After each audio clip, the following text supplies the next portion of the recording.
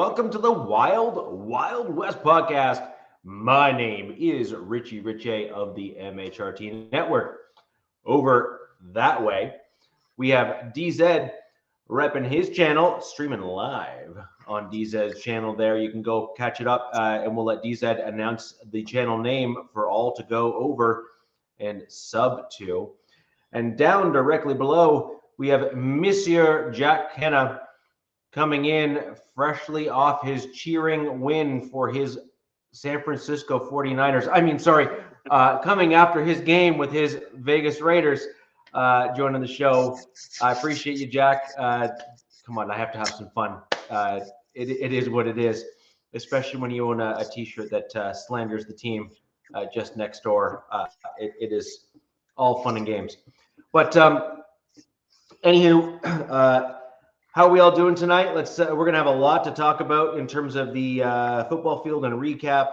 I think we're gonna obviously kick it off with the head-to-head in the AFC West as a recap of Week 2.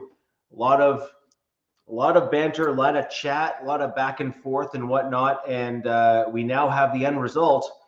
And we'll go ahead and have you two go right into that game to start the show. Jack, do you want to kick it off, or do you want me to kick it off? It don't matter. Well, got to tip my cap to the Chargers. Man, they just look like a different team. I mean, looking at them last year, I'm like, I saw the improvement in the team, but this year I'm seeing even another step forward with the Chargers. This was just like a great old rivalry game, just smash mouth football. People are hitting hard. People are getting hurt. I mean, it was pretty tenacious. And I got to say, the Chargers defense is even though I'm a big Puna Ford fan, I think it's even gotten better than it was last year.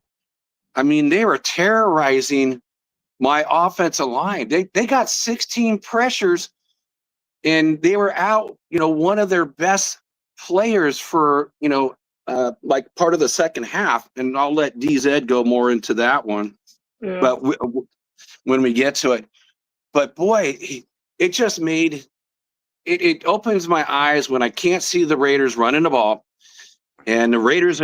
This was a very poor game from what they did this game. And what's up, Sacktown? What's up, Jack G? Very poor, coaching in this game. Very poor offensive line play in this game. Very poor quarterback play in this game. I'm just going to start off from the top. When you're playing a team and you can't make any adjustments, you're taking shot. They're playing like they did in Week 1, taking shot after shot after shot on this defense. The Raiders were 0 for 11 in trying to throw that deep ball. Where last year they had 9, explosive plays. This year, like none. Or this month or this week, none. So if you're the offensive coordinator, that's on you. If you see something that's not working, you need to change it up. That's on Geno Smith. By the way, tip my hat to the Chargers on this. They got 3 picks off of Geno. Ties his record for his career.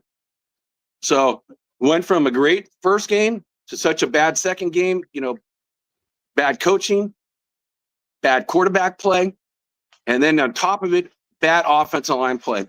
And I'm starting to wonder, again, going to coaches, if Brendan Carroll knows what the heck he's doing. So I'm looking at this experiment that they've done with this offensive line, moving Meredith into the middle, moving JPJ to the right guard, moving Parham, who was right guard, over to the left guard. Meredith, again, he was left guard, went to center. And I was just looking, again, tip my hat, off to DZ's, defense. Colton Miller had a good, day, 81, PFF grade. DJ Glaze had a decent day at 71. So the edges were doing their part. But then I'm looking at the interior. And so it kind of felt like, I'm talking about your team, DZ, from last year, from the interior. Parham at 49.6, Meredith at 58.5, and Kappa at 56.2. Garbage. So it got me curious and looking, going, well, I felt like my offensive line was better last year, and these are the same guys, but they're just in different spots. I mean, Jack, you knew with JPGA and Kappa coming in, like I think all of Raiders fan base had to know, like, oh crap, here we go, right? Right. Yeah, we definitely, and we all know that he's the second best offensive lineman on the squad. So I had a feeling it was definitely going to be. What's up, Jarrell? I knew it was going to be a down from that, but as a collective, as a whole, and this is the second game not getting this running game going.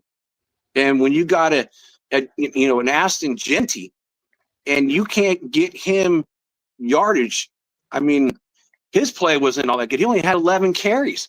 How in the heck are you only getting 11 carries when you draft a guy number 6 overall? No team is going to be efficient where your quarterback's throwing over 40 balls and you're only getting 11 rushes from your running back. That just doesn't work in the NFL. So going back to what I looked at last year, again, Miller's the same. Parham, it was a 74.3, which was 17th in the NFL. Jack, can I pause you for a second? Colton Miller is actually the. I mean, look, it's still early. We're the second week in, but he is the third-ranked offensive lineman in the league right now.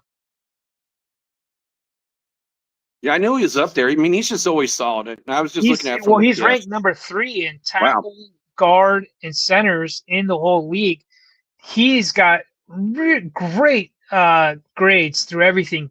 The only one he doesn't is just run blocking, but that just seems to be the trend right now. So, Colin Miller looks to be a standout on your guys' O-line. Right now, he's like the only one that's holding it down, and he's like the wily vet. So it's just the emphasis on everything else, But I am happy that DJ Glaze, on the other side is starting to do it. But I mean, here's what gets me again. These guys have all switched their spots. It's like musical chairs, and they're playing horrible. So Brandon Carroll needs to get over this experiment, and let's move it back to what we had. Meredith going back to the left guard, JPJ back at center, and Parham at right guard. And again, just giving you those numbers. Parham's again 74.3, 17th in the league. Meredith at 80.8, 10th in the league. And JPJ, when he would started off at guard, he was like a 40. I can't even read my writing. I don't know. It's like 74 or something. And then when they moved him over to the center, they didn't really have much data on it. But his first game was like a 90. So they can optimally, do this offensive line some justice and put them into the spots where they could be more successful. So I have a lot of blame on the coaches and the coordinator and the head coach for not getting, this in order. And again, I'm not there at practice, but the numbers just don't lie. So I don't know if it's just, again, in the way of our play calling as our coordinator, why are we throwing it 40 times? Why, if we can't get it deep, why are we not taking advantage of getting the underneath routes when your team is playing a too high safety, or they also had one of their cover 2. And so they were taking away all those deep routes. Well, if we're not getting them, let's adjust. Let's do some swings outside. Let's get some short yards. Let's get what the defense will give us versus trying to say, we are going to dominate this game and we are going to dictate how we play in the way of taking advantage of your team when it didn't work. So, I mean, that's what you just said makes sense, because that's what the Chiefs did in the second half. They adjusted and they went back to their dink and dunk, because they came out trying to do what Geno did with Thornton. They tried bombs away, and it really wasn't working. I mean, sooner or later, no matter who you are in the league, one of them's bound to work, I guess, unless you were Geno on Monday night. Because I think Geno didn't complete any of his 12 attempts 10 yards plus down the field, which is the only quarterback to do that since 2016, which, he's probably hating himself today, man. Let's just say that. But, right. I would have thought, and I think I did see some of adjustments, but look, I mean, Bowers is playing on one leg, I don't understand why Mostert was a healthy scratch. I think he offers some speed and some veteran presence. I'm not a fan of your other back, Zamir or whoever. Zamir So, White, yeah. Yeah, I mean, I would have had Mostert in there, but who knows? Look, I'm not in Las Vegas. I'm gonna say it the Chargers. I have stats to go off. I have all kinds of stuff. Mhm. They smothered you guys, and look, I know you, and it felt good. And look, Jack, I know you're a respectful fan, but man, I'll tell you what. Leading up to this game on every effing social media platform, the Raider fans were they were going full bore, man, and it felt good to be like, it's week 2, pump your brakes, and Right. I think this just shows that the Raiders, you could tell, I could tell, and I think everybody else could tell that, look, hey, there's still work that needs to be done with this team. Yes, you guys went out and you lit up the Patriots, and you came in and you went out a team that was in year 2. You know what I mean? Patriots are year 1 with Vrabel, I believe, right? Mhm. Is that year 1? Correct. And you went against a year 2 team with who I think, unfortunately, our defensive coordinator is definitely going to be a head coach sooner than later, and that upsets me to no end. But what he's been able to do with these players, against your team. I mean, you guys didn't look, and this isn't me bragging or whatever. They didn't give up a touchdown. You know what I mean? There's 3 field goals by you guys' kicker. Mhm. And it was a smothering defensive scheme going against Chip Kelly's offense, and yeah, man, It was one hell. smothering. And it's like every article I read, and that's what they exactly called it, was smothering. That was the key word that I got from multiple articles, and it was facts. Yeah, I mean, it It's came like at a price. It came at the price. I mean, Khalil Mack, some friendly fire. I think he was trying to chase down Gentium, if I'm not mistaken, somebody on the outside, and he got some friendly fire and had his elbow go the wrong way. And I was telling Richie, I'm like, thankfully he has tree trunks as arms, because if it were anybody else, man, I would have thought it would have been season ending, to be honest with you, or right. at the very least a few months. But Yeah, and I love Khalil Mack as a Raiders fan. He's like one of the Raiders fans' favorites. So where everyone really likes Khalil Mack, nobody wants to see him get hurt.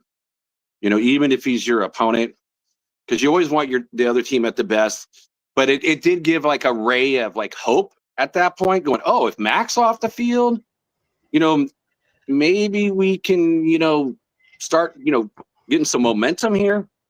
No, the team's your defense, they stepped up and they still shut it all down.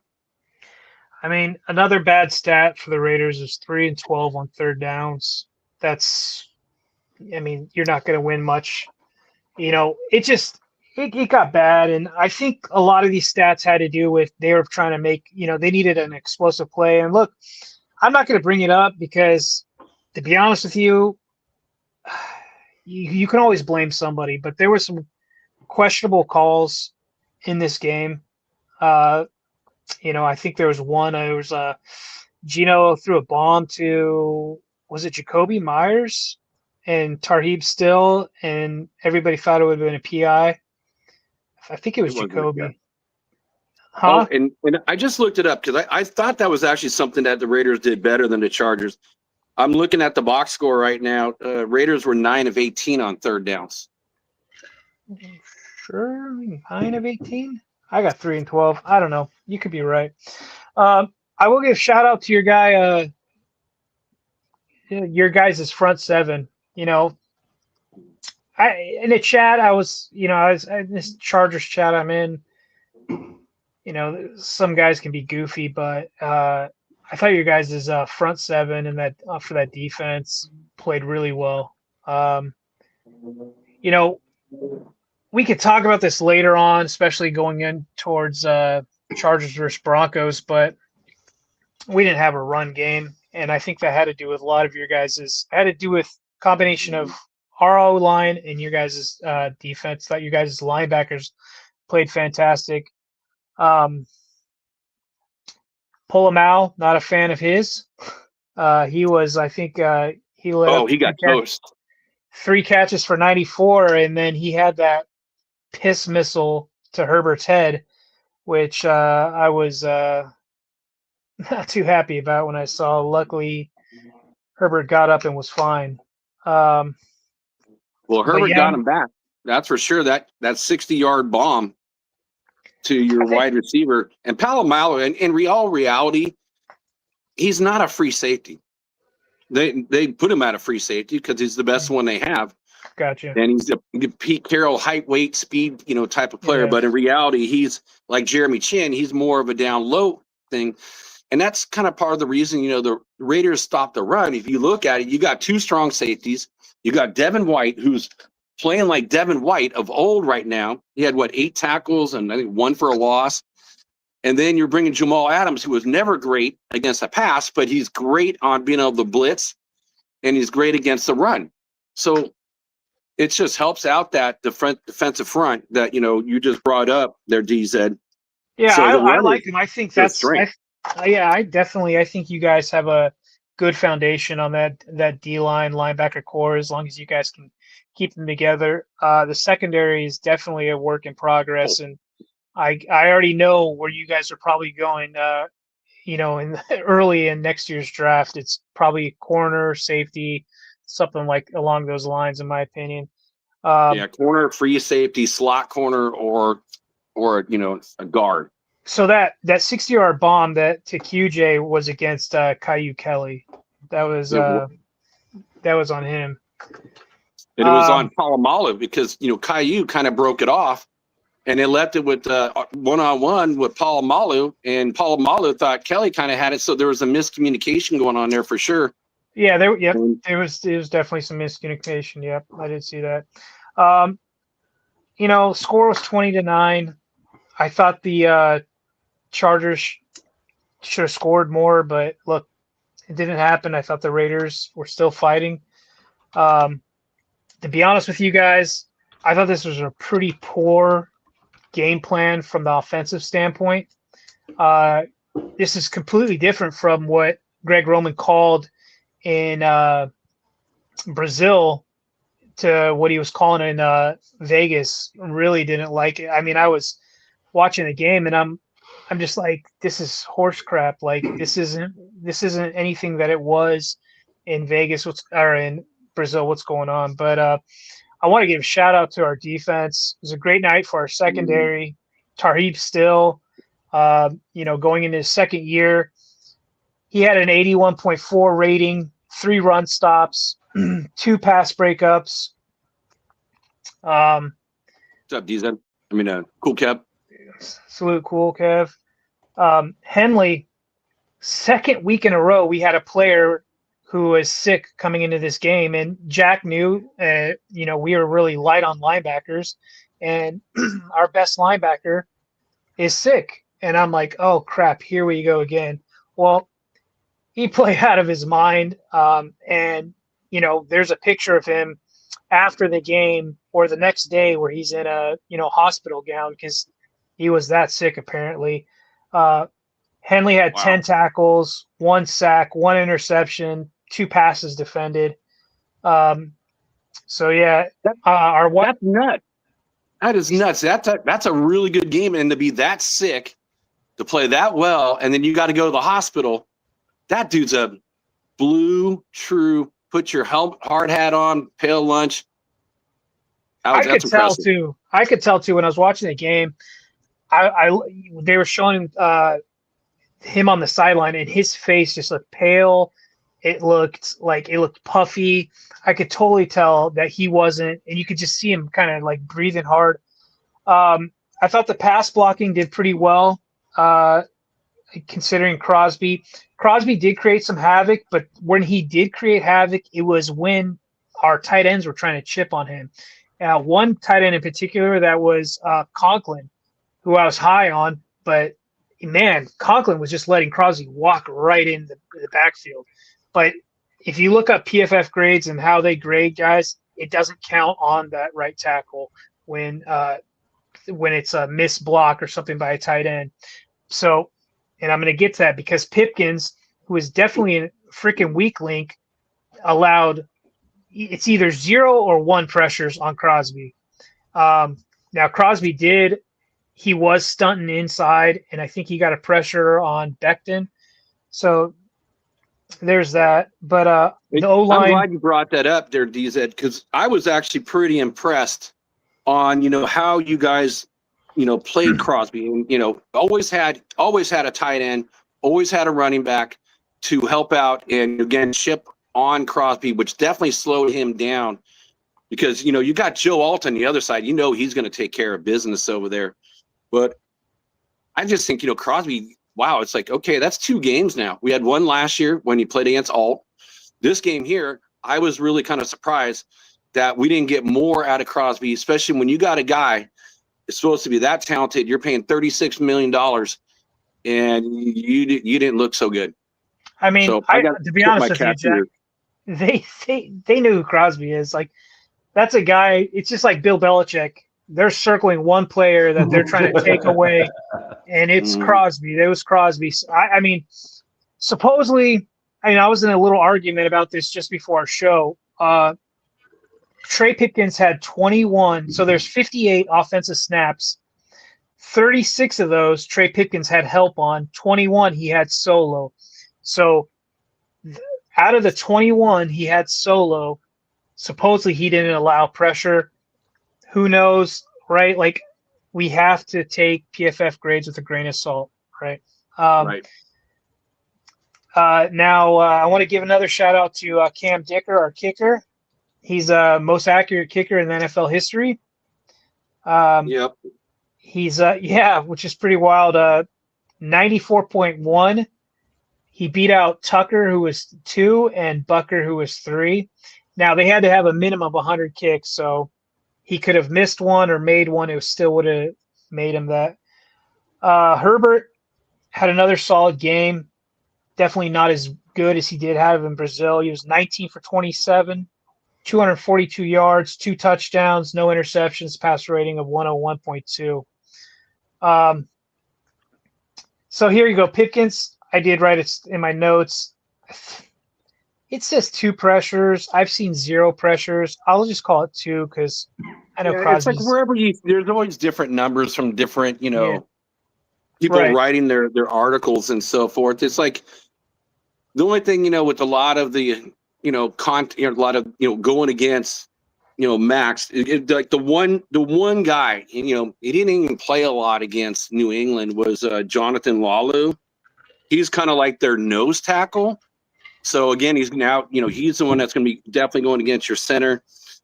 3 tackles, 1 assist, and he had 2 sacks by himself, and that's a nose tackle. So yeah, I think he's like in the tops of the league with 3 sacks right now.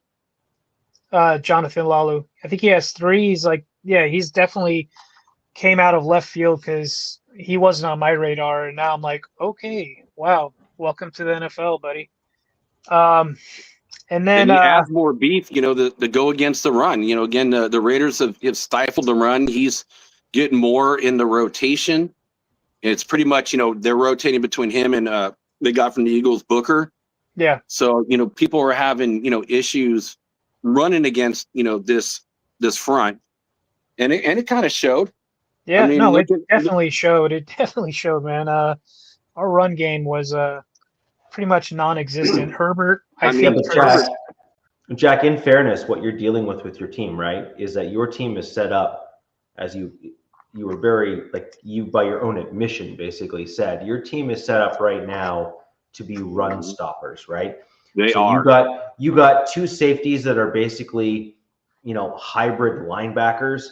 You have linebackers that can tackle. White's playing out of his mind, and then you have some good defensive line play as well. So the real kicker there is, as long as the other team can keep running the ball a little bit and not get tackles for loss and that kind of stuff, and like at least get like a couple yards per run, they can keep your defense honest enough where then things like play action pass and things like deflection plays or motion plays and then boots and that kind of stuff would then potentially allow a team to then throw downfield, because if they have speed, for example, then that's really where your secondary then comes into play. And frankly, that would be the weakness of your team in terms of being able to stop absolutely speed, height, blend, even just straight speed, that kind of stuff. Because those big guys that are great at the run, most of them, not all, most, are often just simply not fast enough or quick enough to keep up with those fast twitch guys. And DZ said this, earlier in the show with Quentin Johnson on that bomb, and it just reflected, with the play like that, trying to keep up with these speedsters. So, I mean, I definitely agree. I looked it up. The Raiders backfield, I think they're ranked 27th in the league. Their run defense is ranked 4th in the league, but their pass defense 27th. Yep. So I'm gonna one more shout out, and that's to my whole defense. 21 pressures, 15 passes defended, 6 tackle for losses, 3 takeaways, 0 touchdowns allowed. No defense has done this since these stats were tracked back in 1999. So on that whole package, so it's pretty solid day for the defense, and yeah, really impressed with what they did. Give one other pointer, like, and again, Geno forcing 2 of the 3 interceptions. It was double coverage. First guy is going up there, he's tipping the ball. Second guy is catching it. Yeah. So it's like, yeah, I got to give them credit. They just shut them down. And then, I said this, before the season kicked off, and Jack, you were kind of like, real adamant about Puna. I said the D-line, and I think kind of Richie mentioned, or, something about scheme fits, about this Chargers D-line. Now, I'm not going to go out and say that they're top in the league or, top in the NFL. This is still week 2, but I did say, hey, I really think that this D-line can be a strength of this defense. And as of right now, they're 4th in the league before contact, and that means that they're winning blocks. So they've got some dudes who are fitting in and they're doing their jobs, and it's helping kind of mask some of these other issues that we'll get into, and particularly it's going to be on the edges. And I'm glad that you brought that up there, DZ, because I kind of wanted to see it because of what the inside run defense has been for a few years, and then see Puna come over and just stand out. He stands out watching the games, and then you lose a player like that, and I'm like, okay, I got to see it again. If you're losing him, are they reverting back to kind of what they had before? But whoever, you guys brought in to replace him, or the rotation or the scheme or a combination of all the above, well, they just showed it this week. Yeah. So it was definitely an impressive front. Our rookie, Jamari Caldwell, got a sack. And then you've got Tier Tart. You've got Deshaun Hand. You've got Naquan Jones. So, yeah, there's a little mix, a little bit of everything in there. And these are all big boys, man. They're all massive dudes. Last season they had inherited guys from the Staley regime through contracts, and they had just what Staley envisioned a D lineman would be, and that just was not how Minter or Harbaugh wanted their guys. They want guys that are over 300 pounds that stay square, like that. So it's definitely a big change from last season. But look, it's definitely an eye opener to see it. Again, to finally play against it and see it. But again, you want to see it before you believe it, type thing. Yeah, I'm believing it now. I would have thought that they would have taken more advantage of your guys' right side of the line, and I felt like you guys did better than I thought. I really thought they would have attack that more, the cap aside, right? Mhm. But I'm not complaining. I'm just it was just something I thought about. But what else? I'm just seeing if I left out anything out in my notes. That's pretty much it, right? Like, what else do we miss on there? I'm sure the Raiders want to just wash this away, right? Move on to the Commanders. Oh, flush. I mean, Yeah. this is a straight flush. It was a toilet bowl style game for us playing. Just kind of something that's interesting. Tom Brady was sitting in the coach's booth. Yeah, that's got a little bit of some controversy right now. Well, that's what what it started off the controversy. It's weird because he can sit in the coach's booth, but he's not allowed to go to the team practices or the meetings. Okay. I mean, that doesn't make any sense either. Because if I'm Mark Davis, I want to go in there, right? And if I want to sit wherever I want to sit, I'm going to sit there. Right. So what's the difference? I mean, so it really didn't make any sense. Why the one's okay and the other's not okay. It's either, it should be all or nothing. Again, you're an owner. You can go wherever you want. Hell, if you want to go in there and call the plays, you could call the plays if you're the owner. Jack, let's be honest. Pete Rose. Jack, let's be honest here. Are you surprised that Tom Brady figured out all the loopholes? He literally did that with the Patriots, and Bill Belichick and him found every rule loophole that they could when he was there. And by the way, I don't blame them. I don't at all. Not even a little bit. Good for you. Not me either. Yeah, good for you. You did the thing, right? And so are you really surprised that Tom Brady didn't pull out the ye old handbook? Like, the dude is, look, as much as, Brady kind of pissed us all off, he kind of had all the whole attitude and did the thing and all the stuff. Cool. Okay, fine. He has turned out to basically be the exact same dude after football as he was during football. Mm-hmm. And so does it really shock you in any way, shape, or form that the dude literally took the rule book that they handed him and said, give me a week? And then probably came back with the whole thing highlighted and tabbed and was like, well, it looks like I can do this. I can do this. I can do this. I can do this. I'll just figure that out as it comes. And then they probably came to him after the game. It was like, finger wag. And he's like, dear sirs, please turn to page 42 of the handbook you gave me, and please see paragraph 4, section 2. Once you finish reading that, go to hell. Right? I mean, it makes total sense, and that's a total Tom Brady personality. When Brady had that announcement that was supposed to be before the game, I was like, oh, God, here we go. What is this dipshit up to now? And, it was for the flag thing. But at first I'm like, is this guy coming out of retirement or something? Like, what is going on? I'm like, can he just I was like, can he just go away, please? Please go away. And no, we have to see him on broadcast now.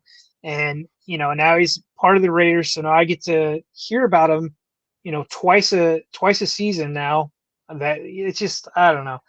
He haunted us for whatever it was. I don't know, 13, 14 years or whatever it was. He played 20, didn't he?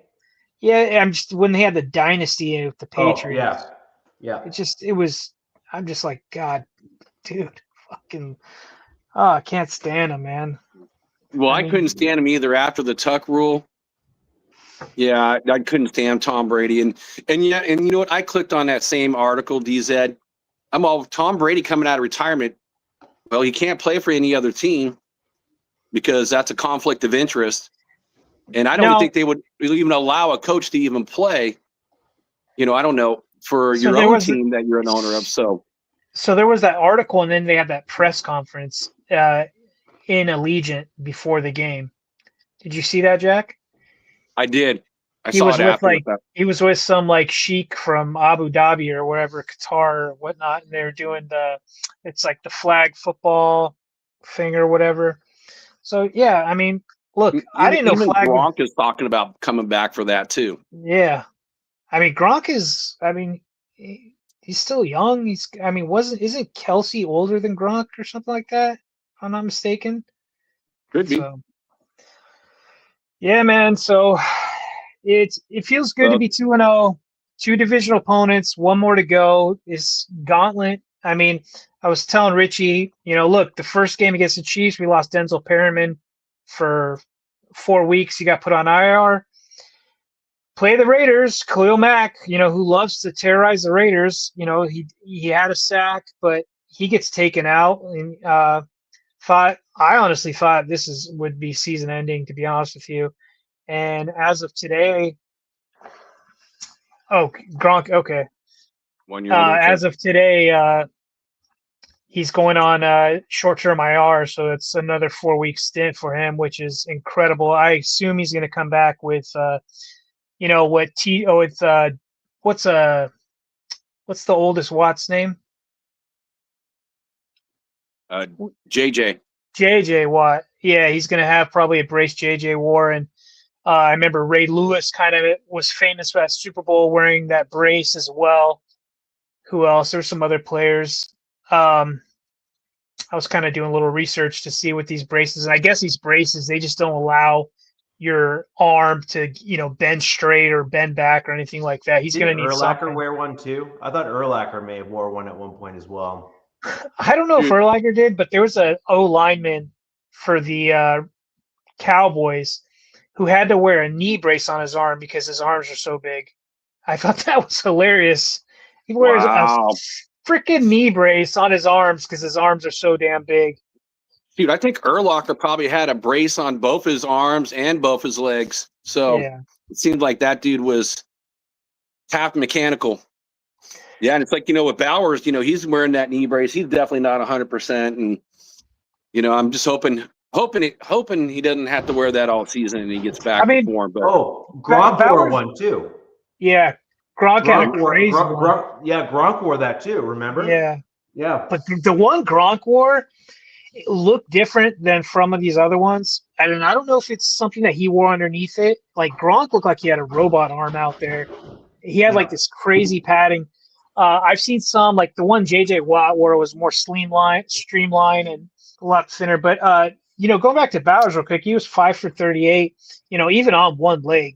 So, I mean, it was definitely not what he had the week before, but man, he looked healthier out there in practice today. So I'm sure he'll be fine. To be honest with you, I know it's divisional, but you're kind of thinking like, Pete had some gamesmanship, like saying he looked terrific in practice, and then he comes out in the game, and anybody with eyes could tell that he wasn't 100. So I was like, maybe they should have just gave him that game off, held him back to get him ready, because you don't want this lingering for the rest of the season. Right. I mean, that's a tough one. He's just probably mainly just being a decoy for the most part of the game. But when you got a Michael Myers, in your wings, who was, top 35 pick, at the time, one of the top tight ends coming out, again, he's not Bowers, but he's still good. Yeah. I might have made a really good point. And I will say this, again, I'll let you guys kind of maybe go on and talk about your game. But that's kind of the same thing. You kind of segued into Jaden Daniels. Got to talk about his game. Oh yeah. Okay. Yeah. And then, but I'm just going to segue that to Jaden Daniels. He may be the same thing. Do you want to play him, or do you want to rest him like Brock? So you made a perfect segue. So that's one thing I wanted to say on it. Jack, great point, man. Great point, especially on that. So I guess we'll kick it over to Richie. Yeah. So my team played. My team lost. In fairness, we played well enough where we actually should have won. Like, if we're going to be honest, all things considered, we played well enough where we should have won. I need to get a garden hose in here because you guys got hosed, man. That's how I feel. No. I feel like you guys got hosed on that last penalty. I may be the only Broncos fan that came out. I thought I posted. It's not surprising, Richie. That's not surprising at all. To hear you say I may be the only Broncos fan to disagree with that bullshit penalty. But go ahead. Sorry. No. So the simple fact is this. There's so many Broncos fans that came out that were butthurt by that call. And if you go and actually look at the rule, like leverage rule, the leverage rule, correct. And you actually look at the all 22 wide angle shot of the play, which I did. I haven't seen it. I haven't seen the 22. Which I did. Look at the wide angle shot, like the proper wide angle shot, not the cut up kind of weird pan view that you saw from some of the, but I mean like the proper wide angle shot. Yeah. It was 100% correct to call. Like not even close. And you're right, Richie, like we get fed these TV angles which are not what the refs are seeing. Mm-hmm. So it's very easy for us to be like, that's bullshit. Yada, yada. Just how I felt about it. And the reason why I said that is because earlier in that same game, the Colts did the same exact thing, what looked like what the Broncos did, and there was nothing called on it. So that's why, for me, I was like, wait a second. They didn't call this on the Colts, but now they call it, on the Broncos. I agree with that, though. I agree with that. The Colts guy actually did it a little bit more egregiously. The Colts guy actually pushed down on the back of the center. So he actually pushed and then jumped up to try to actually block and bat the pass. Which is a very definition of leverage. That is not allowed. And that was not called. So my point is, here's the, I feel that I am very balanced, at least in the way that I look at the game. We'll call it a skill, although it pisses people off in my personal life because I can literally stay Switzerland even on really bad things. They're like, you should be outraged. It's like, I am, but there's a, there's two sides to it. When you actually look at what happened, that Colts field goal was for sure leverage and it wasn't called. Okay. In fact, definitionally, that Colts field goal was absolutely leverage because he pushed down on the center's back to then try to jump up to bat the ball. That is definitionally leverage. Now, the question on that call against the Broncos that lost us the game ultimately because he missed the field goal, so we would have actually won, right? If that wasn't called, is how does that? So this is the only nuance in the rule that I will give folks that are complaining.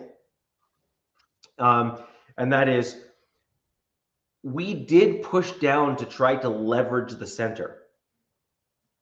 So we pushed down on the center, which would have potentially allowed someone to come over into the middle to then block the kick. Tillman, who is, as you're looking at the wide angle shot, he's the guy to the right on your screen off of kind of call it the guard if you're looking at the offensive line setup. Obviously, in a field goal situation, it's a little bit different of a blocking scheme. But basically, there's the center, and then you have the guard or somewhat like an interior lineman who's basically here. So Tillman was on the interior lineman. Now, Tillman literally jumped on the back of the lineman, put his hand on the guy's back, and then used his back to swim over to where the center was to then try to bat the ball and then climb over to stop it. Which is crazy because that was a 60-yard attempt, right? Yes. So you would have thought that maybe the special teams guy would have been overload one side. Correct. Correct. But, and this is where my problem is. So you bring up where I'm going to go with this, by the way. Okay. We brought in, was it Rizzy? He's a Sean Payton guy from the Saints. He's supposed to be the special teams guru. We brought him in because the Broncos special teams at the end of last year tapered off and didn't do very well. He brought in Crawshaw to, do all the things and make him better and all that kind of stuff. Now, to Crawshaw's credit, from preseason to regular season, that dude's a different player. Okay? So credit where credit's due. He's definitely had some work done. what my issue is all of your work going into a rookie punter and ignoring the actual play scheme and coaching of the other players on special team. Because if that's the case, that makes sense. Why has Crawshaw gotten so much better, but then the rest of the special teams for our team suck? Well, if our special teams coordinator is basically doing private one-on-one sessions with a rookie punter and ignoring the rest of the team, to me, I look for Occam's razor, right? What's the simplest answer to the solution? That to me is it. Our punter's looking way better, but our special teams unit still looks like trash. Why is that possible? Well, if there's these one-on-one training sessions over there where, you know, our special teams coordinator is like, hey, guy, this is how you punt the ball. And he's like, thanks, mate. Because he's Aussie, so you have to, you know, throw the Aussie in there. Then that makes sense. But now we see this stuff here where you're an undisciplined unit. You're not staying in your lanes. You're not tackling properly. You're not blocking right when you're actually in run backs on the kickoff returns. Like all of these things are happening. Like literally the rest of special teams like sucks in terms of what we're doing. It is so bad. But hey, our punter's punting better now. So I guess that makes everything better. Well, we just lost a game because of special teams, like quite literally because of special teams. And now I'm also of the opinion that we should have actually won the game well before that last play.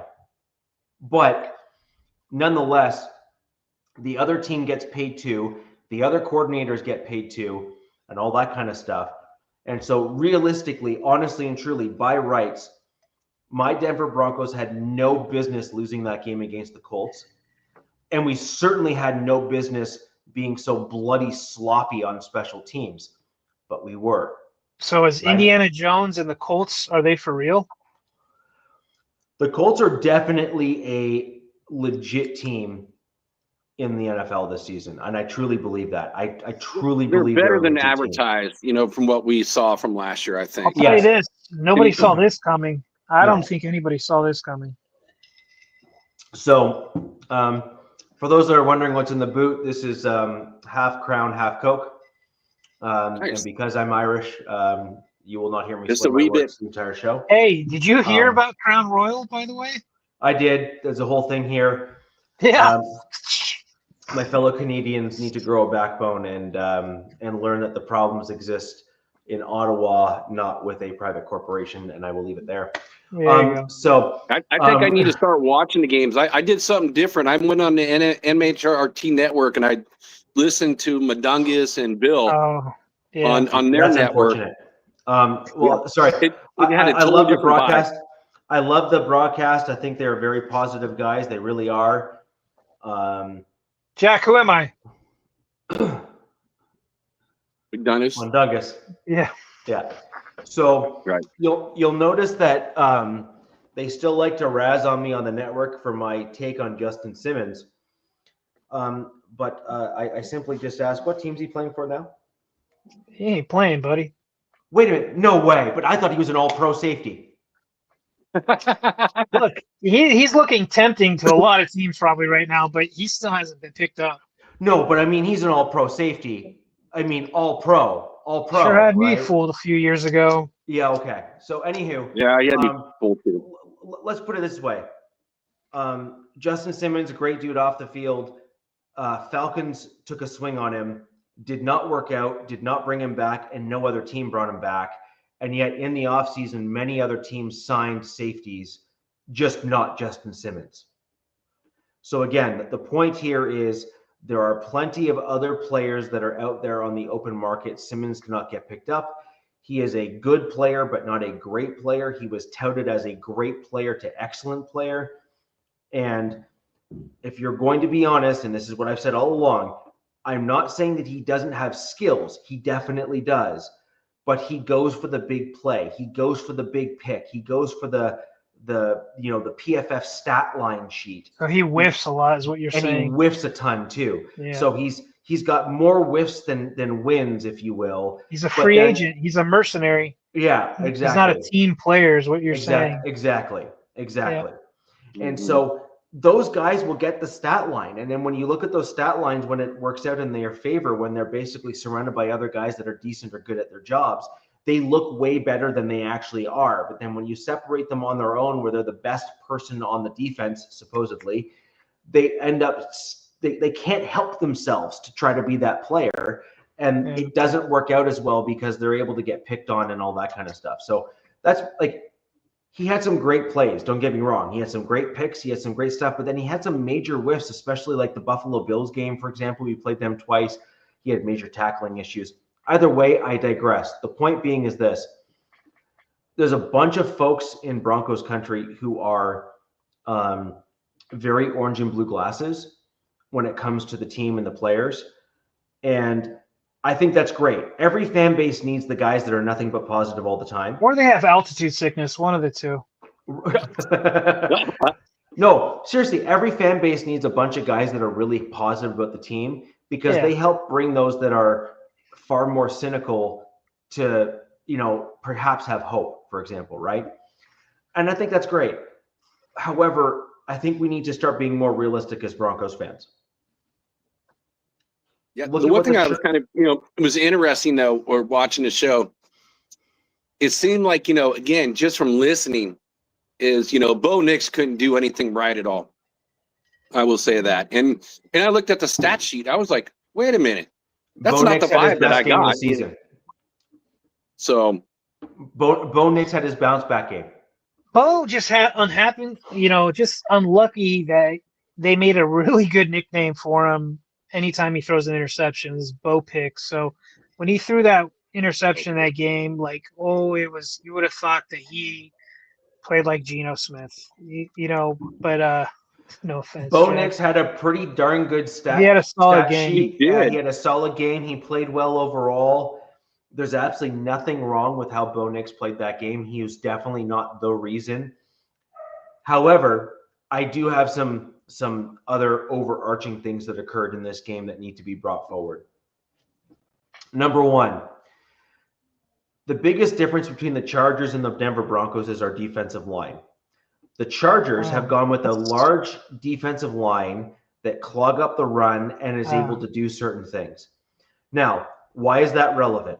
Well, when you are playing against good running teams and good running backs and good offensive lines, those dudes will move smaller dudes out the way quick, and you have to be schemed and gap disciplined if you're ever going to win against teams like that.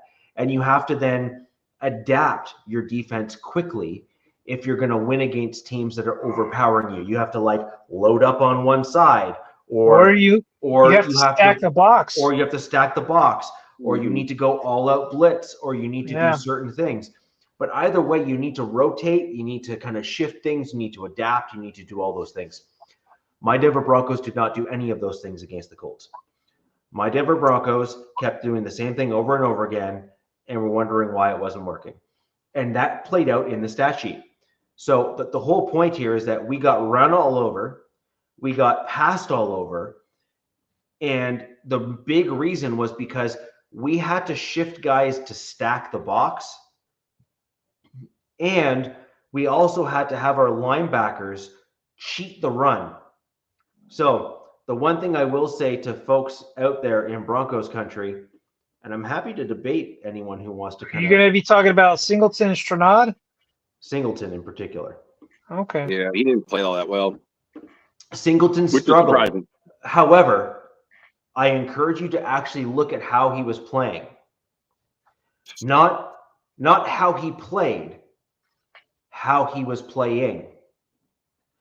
And the reason why he ended up having such a poor game is that he was not allowed or able to have anticipatory sideline to sideline runs and that kind of stuff. He had to have one eye on the periphery of Jonathan Taylor because he didn't have the defensive line to clog the run properly. And normally what you want as a linebacker is you want to be the secondary guy in. You want to be the second guy in to clean up the run play so that you can basically see ball, run ball, hit guy, right? That's what you ultimately want from your linebackers. You don't want your linebackers to be the guy that gets blocked by the offensive line of the opposing team. Singleton also had to then eye the play action pass option, which Daniel Jones and the Colts like to run as well. So Singleton had to kind of play out of his periffs. And because he was the green dot guy, he has to dissect which play's coming when and where. The guy that I actually think played worse and did not get, I mean, because he got a sack, so everyone was like, oh, everything is forgiven. Not with me, it's not. Strenad, he needs to go. That dude needs to ride the pine, and we need to see Corinne Reed or Lavelle Bailey come into the field and start playing more so that we can actually start getting solid linebacking play out there, in my opinion, alongside I think Singleton. these guys are just keeping somebody's seat warm right now. Well, they're trying to keep Greenlaw's seat warm is what the theory is in Broncos country. We're going to find out. But what my problem with Greenlaw is that, like, dude, a stiff wind comes by and the guy's in the hospital bed again, right? Like, the guys run out with stretchers almost proactively just to say, are you okay? Like, this is the problem with Greenlaw. The guy's constantly hurt. And you cannot have a sideline to sideline linebacker like Greenlaw, which he is, by the way. And when healthy, he is excellent. Okay? Elite. He is elite. He is excellent. Elite. So I'm not even saying he's not. But my problem with him is that if he can't stay on the field, then the only thing he is a cap drain on the team, because he commands a salary because of his potential. I think it was kind of weird from Peyton today. You know, you guys had some Broncos reporter, like, you know, because Greenlaw didn't practice today, right? You know, and it's like people are like, you know, why didn't you just put him on IR? And Peyton says something like this is what, I mean, Harbaugh does the same kind of stuff too, like these cryptic, like, well, he's kind of like on our own, you know, physical, or he's on our own schedule. And it's just like, I guess as a Broncos fan, like, what the hell what does that mean, bro? Like, is he gonna play this week or is he not? Because you're gonna tell me that he only needed 3 weeks to get ready or 2 weeks to get ready, or like, why not go on IR? So I think there might be some gamesmanship. Like, yeah, I could see him probably playing this week. Who knows? I don't know. The problem I don't know. You got to kind of put that on the Denver Broncos, you know, physicians. I mean, there's a reason why the Niners let him walk, because of his medical issues. So I'm just wondering if the Broncos medical staff saw something totally different than what he has, because you're probably not going to sign a player if you know he's not going to play 6 or 7 games. You're just going to let him sit out there in free agency. If you need him, pick him up. You're correct. What you have to understand is that the problem in football, and we know this to be true. I mean, we can't lie. There are major egos involved. Yeah. Like, big time. Like, you're talking, these doctors are at the top of their game when it comes to orthopedics and other things. So these guys are saying, don't worry, I got it. Like, I totally got it. Not a problem. He'll be just fine. Do you know why? Because I'm the one dealing with him now, not that joker over there. And that's the problem, is that there's a bunch of egos involved. Now, in fairness to the Broncos training staff and medical staff, okay, so I need to be fair and balanced here. We have had one of the healthiest teams in the NFL for almost 2 years straight. Okay? So credit where credit's due, generally speaking. They have a little bit of runway with me, right? In terms of, like, sure, you know what I mean? Like, they have a little bit of runway when it comes to that stuff. So I will forgive a single mistake. Okay? Like, you made one error. Okay, that's unfortunate. Overall, though, they have typically done very well with keeping the Denver Broncos very healthy through both training regimens, health, diet, etc. So Dre Greenlaw may be the exception to the rule. And the other thing, guys, that a lot of people don't factor in, and this is a very big deal. Mile high is mile high. It's very thin air, not very oxygen rich. There's a lot of folks that, genetically speaking, cannot manage that type of environment, and they cannot stay healthy in an environment like that because of the lack of oxygen that's in the air.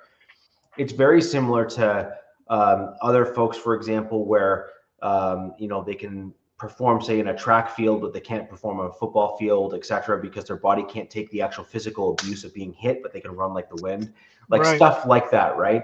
I mean, we see tourists go to Peru or whatever it is all the time. They're like, yeah, I want to go to Peru, and they get there and they're just sick for days because they can't handle the altitude. But I kind of think Dre Greenlaw was slightly a luxury pick by your team. They saw he's available. They know what he's like when he's healthy, and it's not like you guys had a poor linebacking core to begin with. So it's like, why not add this guy? And when he's healthy, we're gonna have a killer linebacker there. So that's a good point, you said. That's a good point. So it's like a gamble. I agree. It was a gamble. You are correct. My issue with my Denver Broncos that we didn't do this offseason is that we didn't do, and everyone knows my stance on this because you guys have been with me for a while now. Right. We have no interior defensive lineman that is capable of both run blocking and rushing the passer. And I mean a guy that's like 310 to 330. Okay, but I was going to say Allen doesn't do that? I mean, no. Allen is a great interior defensive lineman. But what I mean is a dude that plays in the center of the field at like a nose tackle. At like a nose tackle style, like a nose tackle or defensive tackle, kind of however you want to, frame it. You need a dude that can eat up 2 blocks, but then shed them and get right at the quarterback. Right. Jarrell, it looks like Ingram has a new injury too, something with his back. And just to kind of answer this question, because I lived in Colorado Springs, in the altitude, I was between 72 to 7,300 feet, and I'm a smoker. When you go from your basement and you walk up the stairs. Are you there now, Jack? No, I'm in California, but I lived in Colorado Springs for 3 years. Got me so I was at that high altitude. So again, 7,200 to 7,300 feet. The air is thin. I mean, really thin. Right. And so you'd walk up your stairs to go from the basement to the first level of your house. By the time you get up the stairs, you're out of breath. Did you ever get used to it or no?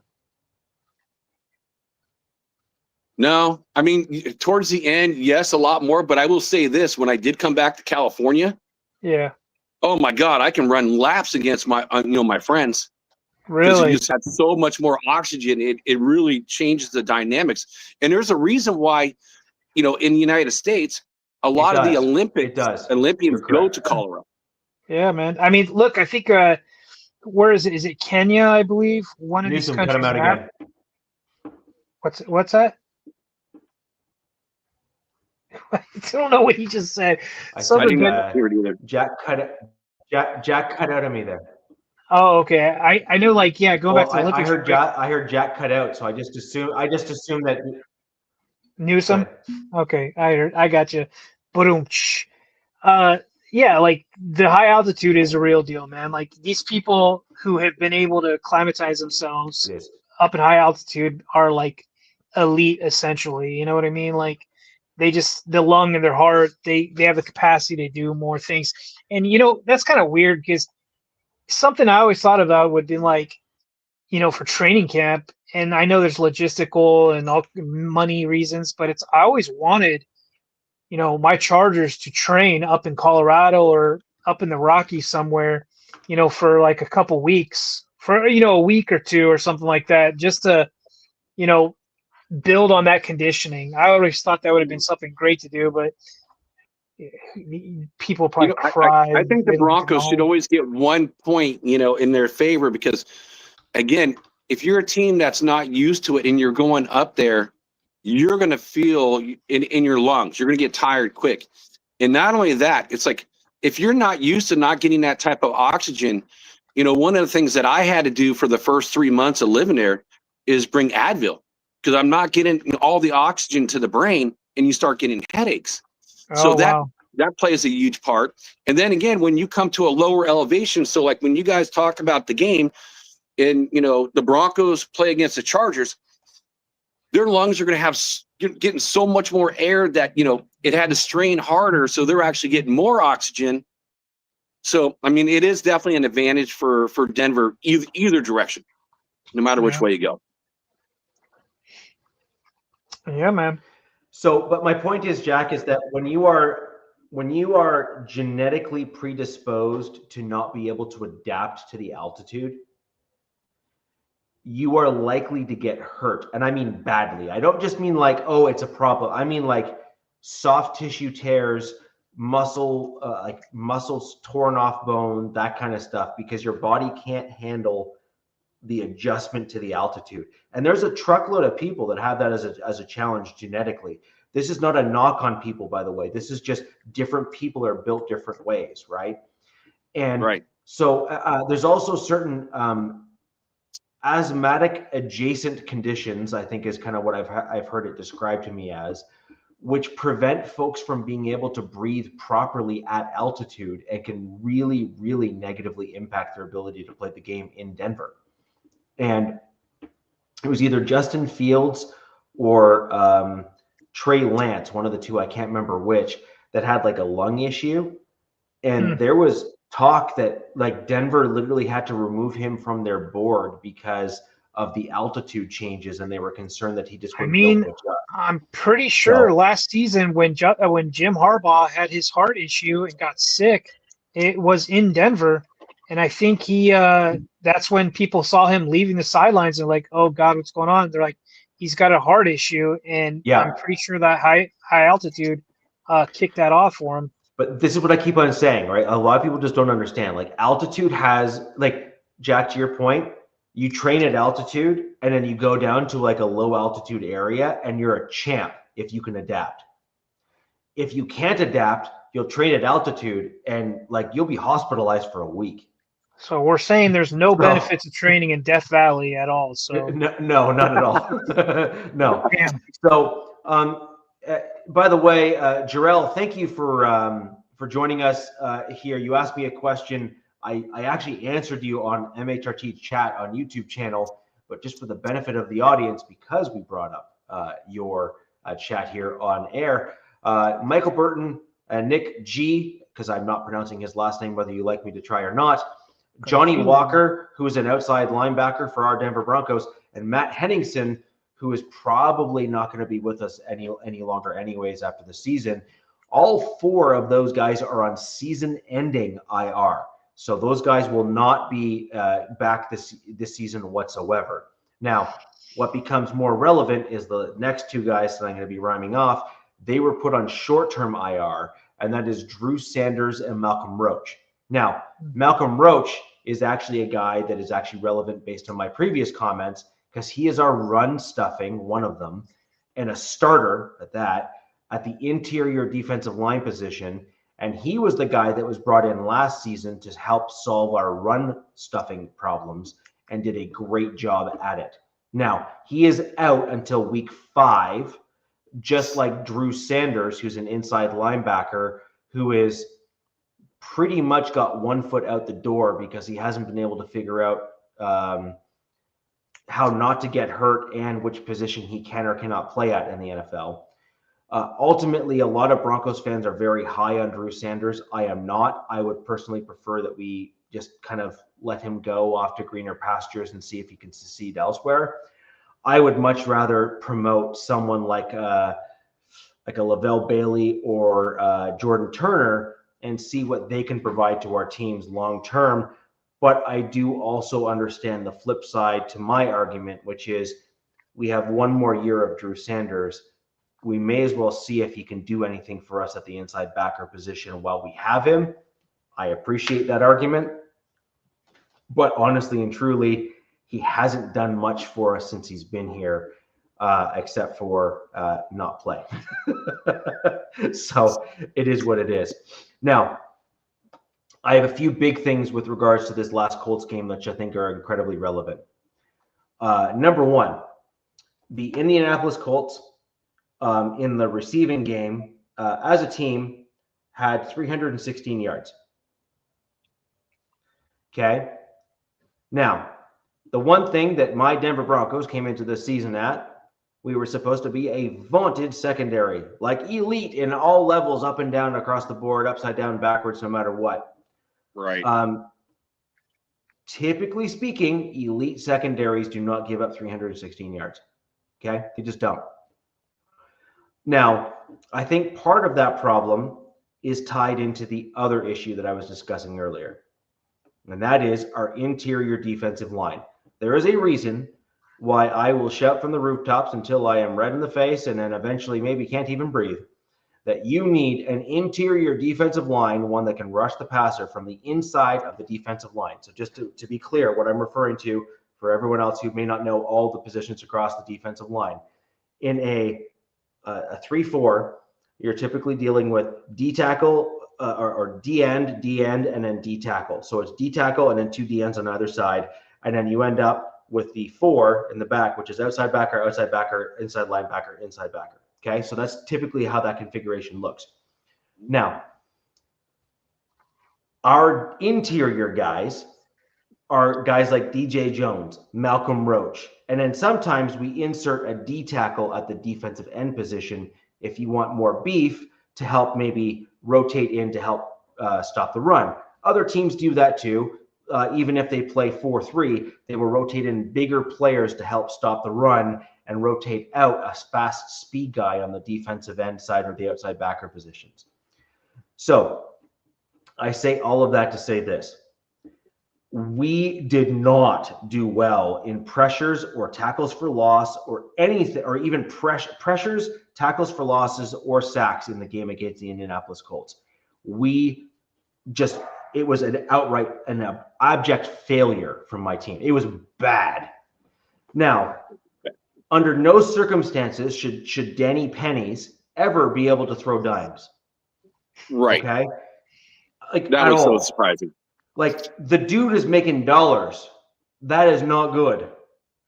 And this is a real issue. So I'm looking at the stats here. For example, we had a handful of tackles, but the ones are tackles. The problem is we had a single sack in the game, which is Justin Strnad, that basically ran in untouched because he was the guy on the right side, not the left. So that was just happenstance. That wasn't necessarily. When's the last time Denver's only had one sack? I'm so used to them 3, 4, 5 sacks in a game. I can't recall the last one. It has been a while. Like I bet you it's got to be 4 or 5 games at least. So I do agree with you, Jack. That's abnormal for my team, given our defensive talent that we've had for years now. And then even passes defended and even QB hits were incredibly low. We had 6 total QB hits and we had 5 total passes defended. Like, that's bad. Like, it's just bad. Shiken was in his bag against you guys, man, because this is crazy. Like, I don't know. It was literally like a Twilight Zone watching it as a Broncos fan, right? Because typically one part of your team doesn't do well, not both. So like typically your defensive line might struggle against the offensive line, but then at least your secondary, if they're actually good or they are good, typically hold up a little bit, and they kind of, you kind of yin and yang a little bit. Right. But the other problem that we had is that our defensive line was getting just demolished so badly in terms of our ability to kind of really get home that the Colts just didn't care and just started running the ball and really started doing like run first, play action pass, all that kind of stuff. And because the Broncos struggled to stop the run and struggled to stop the pass, we struggled to stop the run, which then led to the pass. And then because the pass didn't have any help and stuff like that, and they started cheating the run, they then got beat over the top and they were caught flat-footed. It was just overall just bad. To be fair, the Colts have had a good O-line for a while. And, Tyler Warren is definitely a weapon. I think he kind of had his way a little bit with you guys.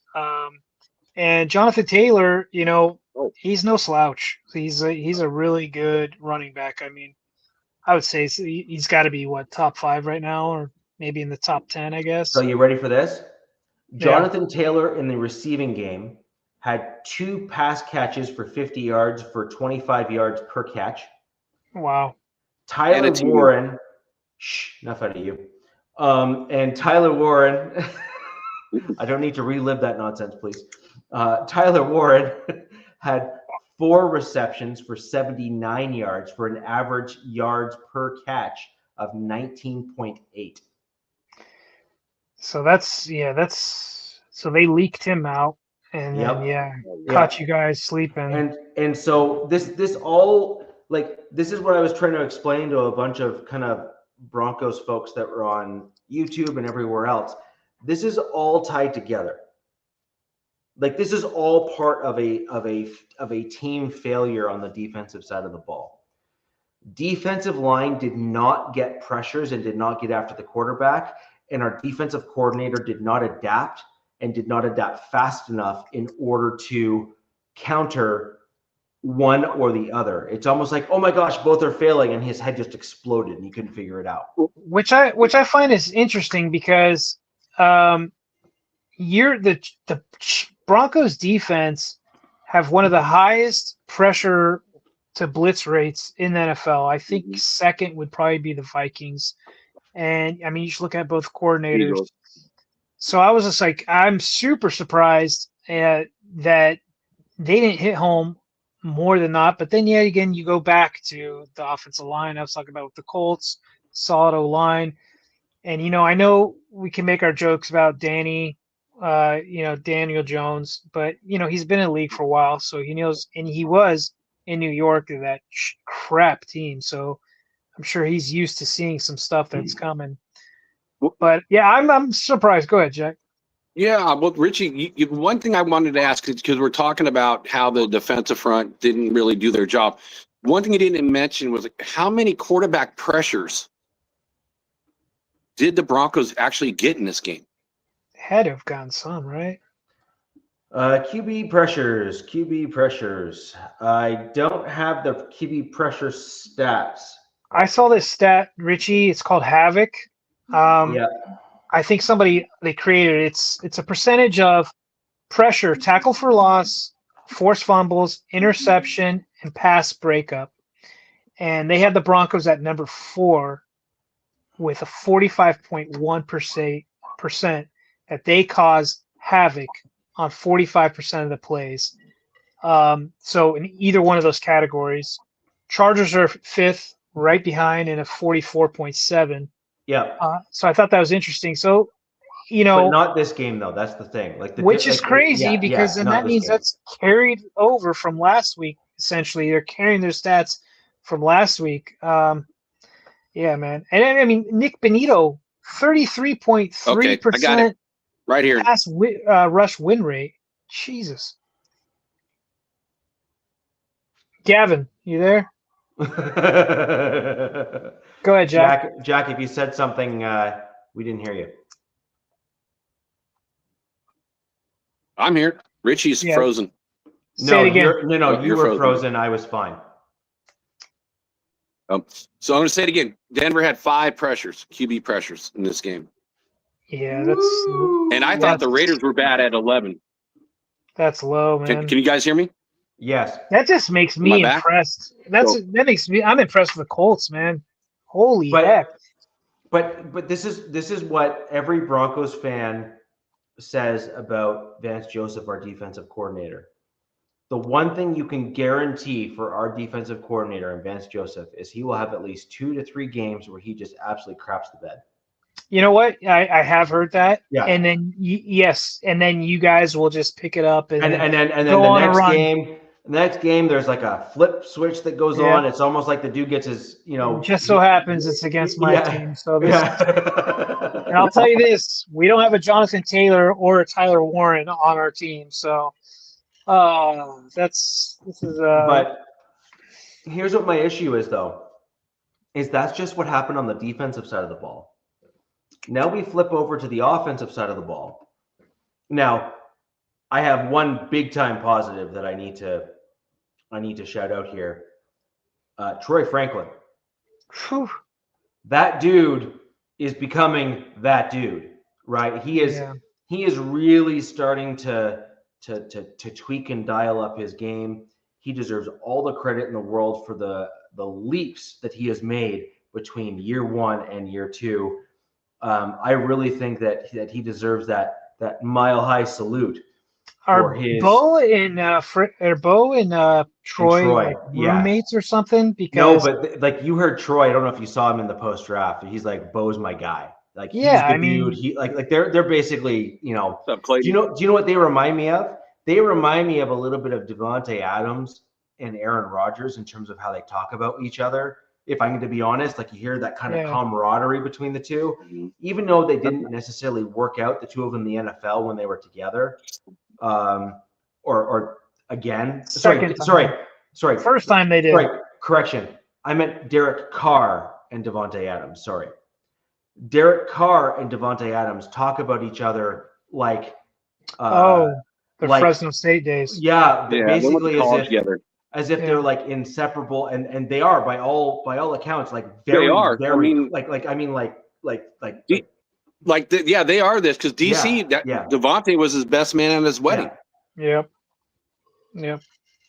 But I'm seeing Troy Franklin and Bo Nix starting to ascend together as like QB wide receiver duo. And Sutton didn't have a touchdown in that game either, right? Pardon me, Sutton. No. No. Sutton has gone milk carton since he got his extension. Oh my God. One catch for 6 yards. Where did he go? You're right, milk carton. And He always and scores so on the I'd like Chargers, to though. just simply point out my comments before he got the extension, and the fact that unless you're getting elite production from a guy that's getting paid like an elite receiver, you've lost. And so I kind of need something to step up, you know. Right. Yeah, because And- I'm already starting to like. I see the connection with Franklin and how explosive he looks, and I'm like just thinking, I'm like, God, who's lining up with him on our side of the ball? I'm looking at guys, I'm like, I hope it's not Cam Hart. I can see Dante Jackson, but I'm like, man, I kind of hope our nickel cornerback or our slot cornerback, actually, Tarheeb Still can get on him, because I think that'd be an excellent matchup, but I don't see that happening. So Troy is an interesting mix. So he is 6'3", 180 pounds, but he runs like the wind. Yeah, he's got some good speed. And he's one of those guys that's kind of got that real interesting blend of that like size speed combo. He's not a huge guy per se, but he's got that height. And so it kind of puts other corners at a disadvantage because he's able to run forward without trying to backpedal. And the other thing that Troy needs to be given immense credit for, and credit to Gage Madrid in Broncos country for bringing this up on the 5280 podcast. I did know that Troy Franklin typically ran a total combination of between 2 and 5 different routes last season total. Oh, wow. So in terms of the route tree, he ran between 2 to 5. Like now, Gage indicated 2, but I've done my own digging and stuff, and it was between 2 to 5, depending on what you want to look at. Now, you look forward to 2025 in this season here, and Gage, to his credit, came up with this stat. Troy Franklin has run a total of 27 different routes in this year alone. Wow. That mental growth right there. And so that's huge. And then the other thing that I do want to absolutely, and I mean absolutely give Troy credit for publicly, is he is no longer playing where he has to think about what he's doing. And I think a lot of people underrate that as a big time progression, kind of leaping off point for a lot of wide receivers. If you just hear the play and just know what you got to do, right? And you don't need to like sit there and say, okay, I got to go do, I got to do that, and you're just kind of like just muscle memory reacting. Mhm. Well, all of a sudden you can improvise. All of a sudden you can then kind of run your route, realize that your quarterback's in trouble, and kind of ebb and flow to get open for your QB. Especially with Bo, who can And- use his legs to move And around. Bo can run the ball, he can manipulate and do all that kind of stuff. So 100%, that's a big deal. There, and a lot of guys don't understand why Keenan Allen and Herbert have such a connection like that. Well, one of the reasons is Keenan Allen is a savvy receiver. He doesn't need to think when he does things. He just knows how to do it. And then when the play breaks down, he's able to do things to get himself open. Again, similarly, as much as we hate the guys here on the show, The same thing holds true for a guy like Tyreek Hill, for example, when he was on the Chiefs. It took him about a year and a half to get to the point where he just kind of knew what to do. And then the dude was just unstoppable. Like it was I think we saw something like Tua had a presser, kind of like alluding to that, but kind of on the opposite side of it. Like, hey, Tyreek, like, I'm not going to throw you an 80-yard bomb, dude. You need to look back for me, kind of thing. And, when he was when Tyreek was with Mahomes, I mean, they went street ball. Anytime Mahomes got flushed out of the pocket, that's what Tyreek just started doing his thing, and Mahomes would just look for him. And, you see that you're starting to see that with Troy, and Bo. Yep. And, I think on a kind of a different aspect with Keenan. Keenan's kind of like a safety blanket, like. Oh, absolutely. Somebody called him his binky, which I thought was kind of funny. It was I like that. Herbert's binky.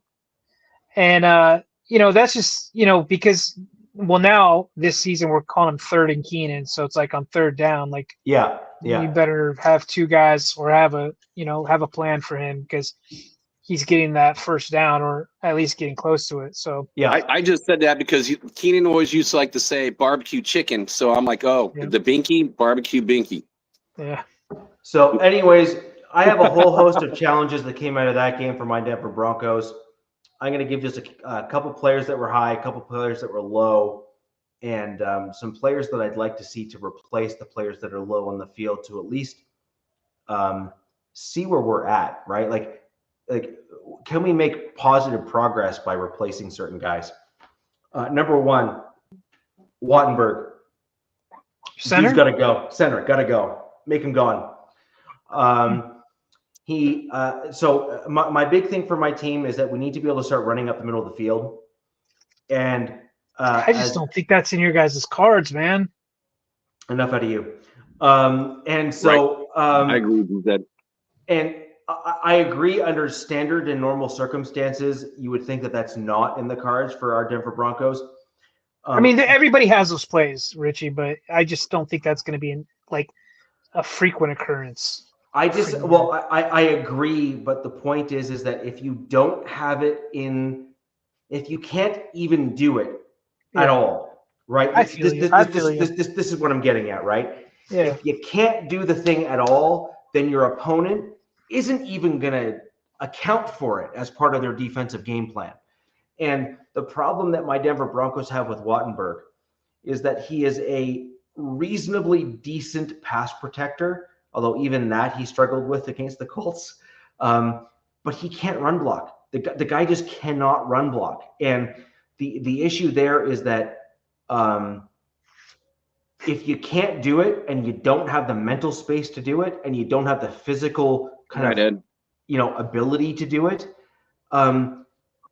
you're never going to overcome it. And my big thing with Forsythe, and he's the guy that's sitting in behind Wattenberg, as second on the depth chart in terms of center, he is an excellent run blocker, but a subpar pass pro guy. And I would much rather see a guy like Forsythe in there who needs to progress like Quinn Miners did. Quinn Miners was an awful pass pro offensive guard in his first year in the league. He was bad. Like, I don't mean just like, oh, not good. I mean, the dude was awful. No. And as he progressed game over game, and then off season, and then came back, he was all of a sudden a pass pro and run block machine. But the thing is, you can teach the pass pro. Most offensive linemen cannot be taught how to run block. You either have the aggression in you or you don't.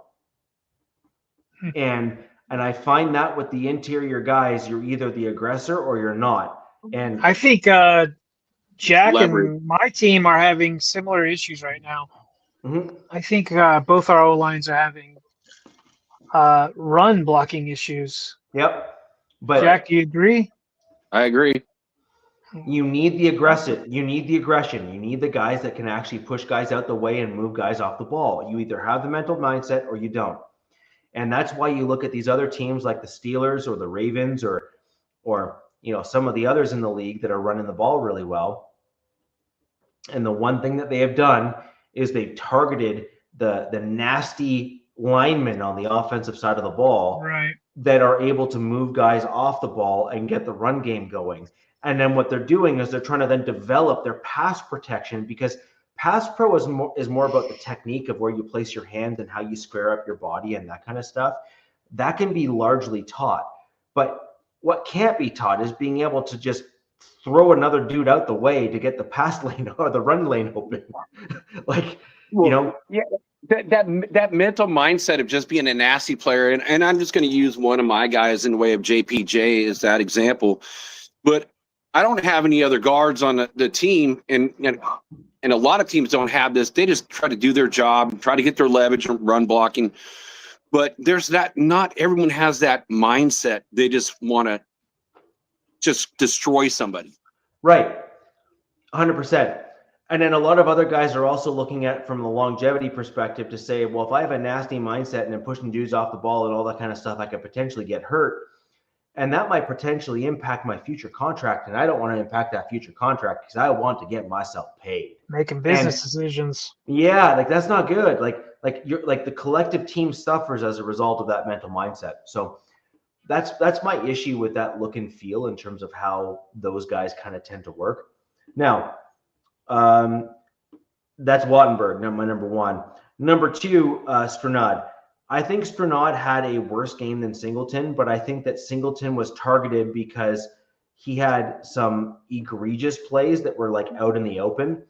But if you actually look at some of the sideline plays that were missed with running the ball, most of the time Singleton was the second linebacker into the play, not the first. The first guy that just straight up missed every tackle on those outside run plays that Taylor was able to run for. The first linebacker typically to the side of the field was Stranad, who just didn't even catch his guy or even tackle the guy to the ground. So one of the plays was the one that keeps on getting played on the highlight reels, where Stranad ran to the side, didn't even come close to tackling the running back, like at all. Like not even, like we're talking probably like 5-10 yards away, like, or it's 5-10 feet away rather. And then Singleton was expecting, and you could see the way he was running. Singleton ran into that tackle expecting Stranad to at least slow the guy down, and then he was going to then try to re-angle to kind of clock him to bring him down to the ground. And then because Stranad missed, Singleton was coming in so hot that he couldn't pivot fast enough to turn in to actually make a tackle, and both of them whiffed. Ooh. And so it's plays like that are like Singleton gets blamed because he's the dude that's like the last one that you saw on the screen. But if you're actually being objective and fair, in my opinion, it was actually Stranad rather, that was the more egregious of the two linebackers on the field. And that's why I keep on pushing to get some of these other guys out there, because Singleton is very good at putting guys in the right spot, but he also needs help in the front part of the defensive line to help slow down the run. And then needs help from the other linebacker that's with him to actually do their job and start making some tackles on their own. So, and then another guy that, again, I already mentioned, Troy Franklin. Bo Nix is another guy that I think deserves a tremendous amount of credit in this game. And I'm also going to bring up Tyler Bidet. He didn't get as many touches in this game as he did the first game, but the times that he did touch the ball and was on the field, he did very well. Seems like he's like your number two right now. Yeah. Almost. I know that they're trying to push RJ up there, but Bidet seems to be the more, I don't know. He's well-rounded. Guy. He's well-rounded. He's well-rounded. Behind JK. Yeah. And Richie, you can use this against your fellow Broncos, creators and so forth.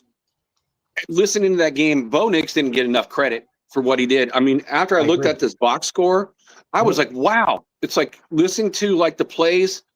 It's like he was not doing all that well, but he did well. Yep. I mean, he looked really well. He did. Yep. And then it was the run blocking overall of my Denver Broncos offensive line. It was just bad. Like it just, we weren't able to do what we needed to do. We didn't. JK still seems like he got some decent yards, though, right? JK got some decent yards because what he did was he went between the right tackle and the guard. That's his spot. And he was real good at doing that. He was real good. Yeah. But to that me, that was man. Yeah, but to me, that was more JK than it was the line. JK was visioning that. Like he was picking that out and doing the thing. Enjoy it while it lasts, because he's bound to pull a hamstring here sooner or later. Yeah. But anyways, those are a few guys that I just want to bring forward as like positives and negatives and that sort of thing. And just to kind of reiterate, I would like to see one of Corine Reed or Lavelle Bailey step in for Sternad. And I'd like to see Forsyth actually step in for Wattenberg on the offensive line. Forsyth is also another Duck who Bo played with as well. So there's some, connection there within both Franklin, Forsyth, and Bo, which has the potential of actually being a pretty solid kind of collection of guys because they Ducks all know each fly other. together. Yep. Remembers that movie? Oh, I do. Quack, quack, quack. And so I think there's some benefits there in moving in that direction. Forsyth is a better run blocker. And in addition to that, when you're playing at altitude like you do in Denver, being able to run the ball and wear the other team down is a huge benefit to your team. And if you can't run the ball and the other team doesn't need to account for the run, it puts you at a disadvantage, which is why I want us to run the damn ball. So with that in mind, though, let's move on to week 3 as we look ahead to future matchups. Obviously, we'll close out the show with the divisional matchup between the Denver Broncos and the Chargers. But Chiefs lost. They're 0-2. They are. They're 0-2, guys. They are. There's a whole host of things that can be brought up there.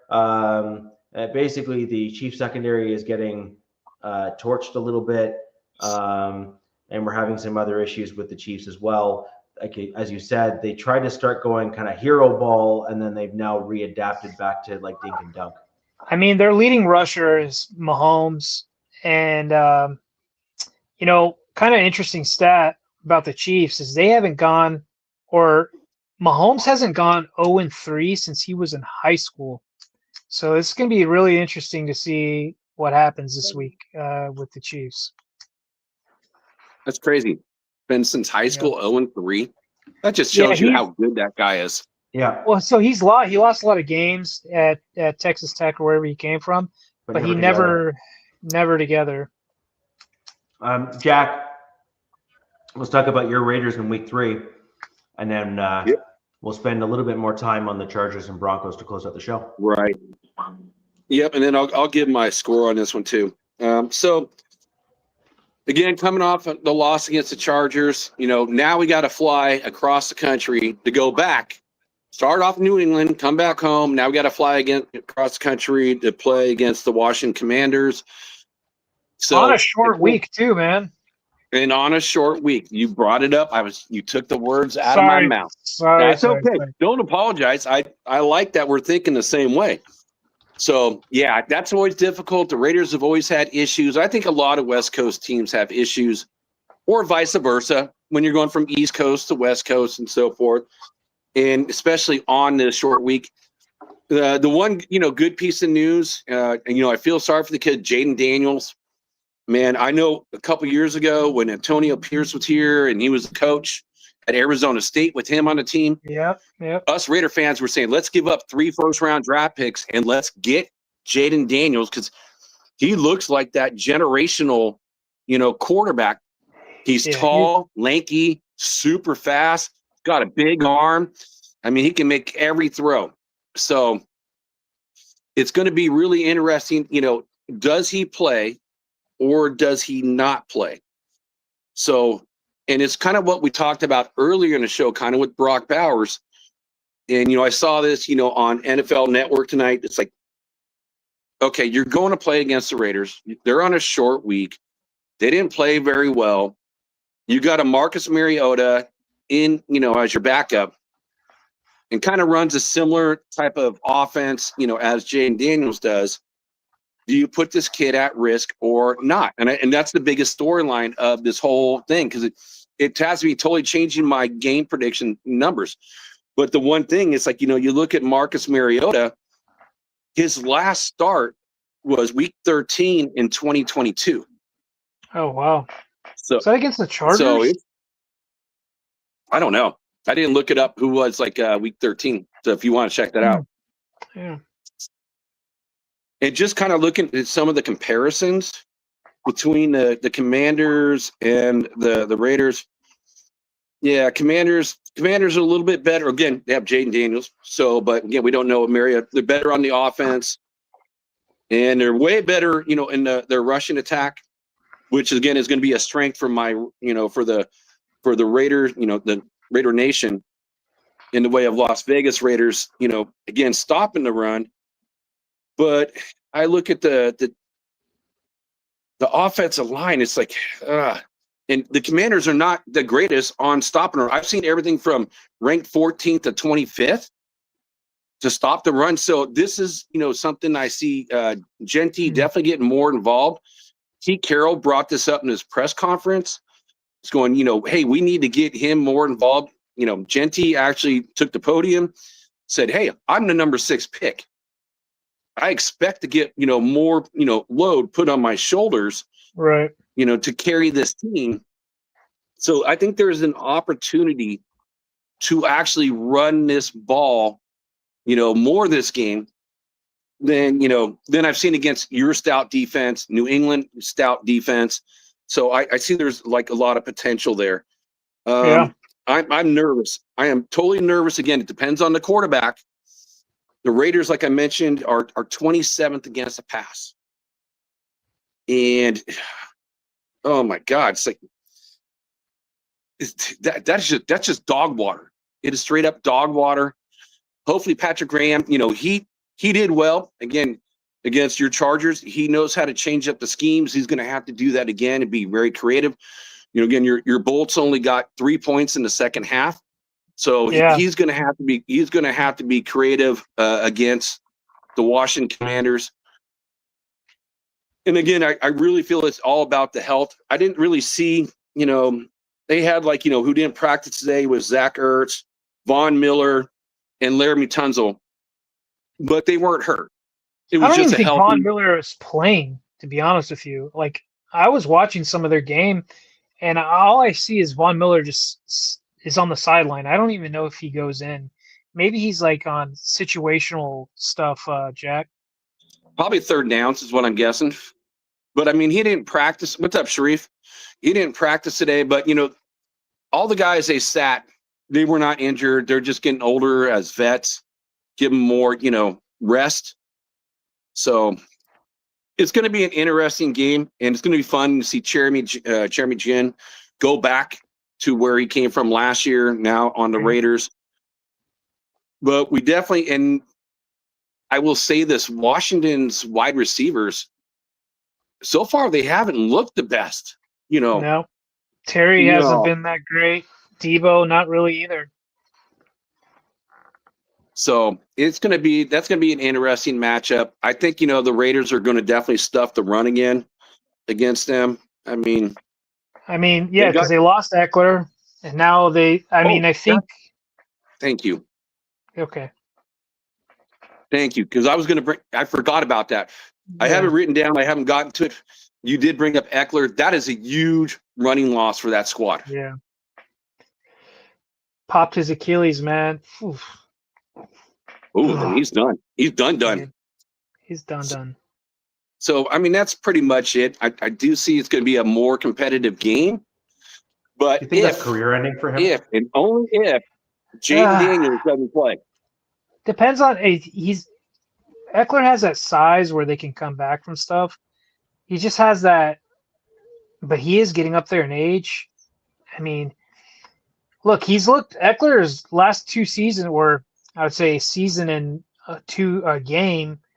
He's looked pretty good for the Commanders. So, he misses a season. I could still see a team being really interested in him. But I don't know, Richie. That's tough, man. That's a tough injury. Yeah. And Sharif, Mariota's not afraid to run. We had him on our Raiders. But he can absolutely, just like Jaden Daniels, the reason why Jaden Daniels has taken more hits than any other quarterback in the entire league and running behind the same scheme. And if Mariota does that, we've seen Mariota get rocked when he was on the Raiders. Good point, We saw him Jack. get rocked on the Titans. So can you even imagine if he goes down? I don't even know who third string is. So I think they're going to have to be a little bit more cautious about trying to run the ball, and especially against this Raiders defense that's ranked number 4 in the league in the way of running. So good luck to you, Mariota, on that one. I will say, Jack, the Commanders do have a guy. It's kind of like he's a kind of infamous in the fantasy scene. He was their 7th round pick. Everybody calls him Bill. It's like Jakrosky Merritt or something. He's got this 3 worded name. He's been pretty decent for them. He was like, they started out as like their 3rd, but I think he's going to have a lot more in this game against you guys. So that's a guy that you guys need to be wary of, because he does have some juice. Why he went in the 7th round, I have no clue, but it was enough. Jack, yes, hold sir. I'll his name is Jacory Krosky Merritt. Yeah, he is the 7th round draft pick of the Washington Commanders. He was almost an undrafted guy, basically. Pretty much. And he is like he was originally slated to be like a 3rd round running back, and no one knows why he dropped. And he is killing it at the NFL level. He was doing enough in preseason that I picked him up in a couple of fantasy leagues. And you also got to think that they saw enough out of him in preseason to trade Brian Robinson. So that's a guy you're going to have to worry about. But look, like your guys' game, Jack. I'm going to write his name down because I have never heard of that guy before. Not that I follow the Watching Commanders. Just call him Bill. They'll call him Bill. They'll call him Bill. They're going to Jacory and Krosky Merritt or whatever, JCM. But your guys' whole game hinges on the health of the QB in Washington, Jaden. I agree. That's going to be interesting because if he's out there, he's on another level. Like I enjoy watching him play because he's very cool, calm, collected in the pocket. He does take a lot of hits. He does have a very thin frame. I don't know if you guys have seen him sitting on the bench. He is tiny for a quarterback, like skinny wise. But I mean, that guy can sling the ball with the best of them. I mean, he's like 6'4", 6'5", and like 215 pounds. So yeah, I mean, he's just narrow. But he is one of those, generational, and I'm going to say that because he's amazing. I mean, when you go from being a rookie to take your team to the playoffs, I mean, that's pretty darn hard to do. And there's a reason why you get drafted so early, because your team just stinks. And for him to make up that gap is unbelievable. What's it saying? The Raider Nation was saying, "Hey, let's give up 3 first-rounders for him. We want." What's that, Richie?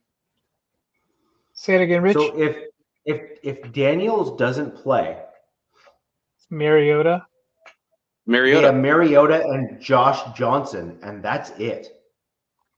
I mean, we only have they do not have they do not have a practice squad quarterback. I think the Chargers are the same thing. The Raiders have 2 practice squad quarterbacks. Hang on. We might have brought one back. I could be wrong. Hang on. I only interjected there because it's kind of relevant to what you guys are saying. It's like, if one I agree. Play, I asked the question. You're done, who was right? Behind Marcus. Yeah. So, yeah, I do believe it really is. It depends on him. And, my score, I have 2 different score predictions. I have the Raiders doing the same points either direction. I mean, of course, the dynamics of the game are going to be so different from one quarterback to the other. I do see that they're both, they're athletic. Mario likes to run.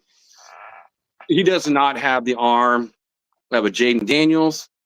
He's not as fast as a Jaden Daniels, but yes, he can run. I mean, he's a decent enough backup for the NFL. But if he's the starter, then I actually have a Raiders win. And it's kind of fairly close. I have Raiders 23-19. Again, there's going to be jet lag. We're going across the country, different time zone, short week. That's all against my team. And the Raiders were up 3.5 point favorite in this game. You guys But are again, favorites? or not favorite. I'm sorry. We're getting Dogs. 3.5 points. Yeah, Okay, we're getting road 3.5 dogs. points. Yeah. And the over-under is at 44.5. So if Mariota's out there, it's going to be a way more competitive game. I got a 23-19. Now, if Jaden Daniels is out there, I don't see this as a competitive game, even if you're not getting a Jaden Daniels at 100%. I got this, same score, Raiders scoring 23, but then I got the Commanders scoring 31. So, because the quarterback is the most important position on the team, and it's just going to change the whole dynamics of the connections with the running game, or you got to cover the quarterback, the wide receivers. And again, Mariota's getting, second string reps, but he's day to day.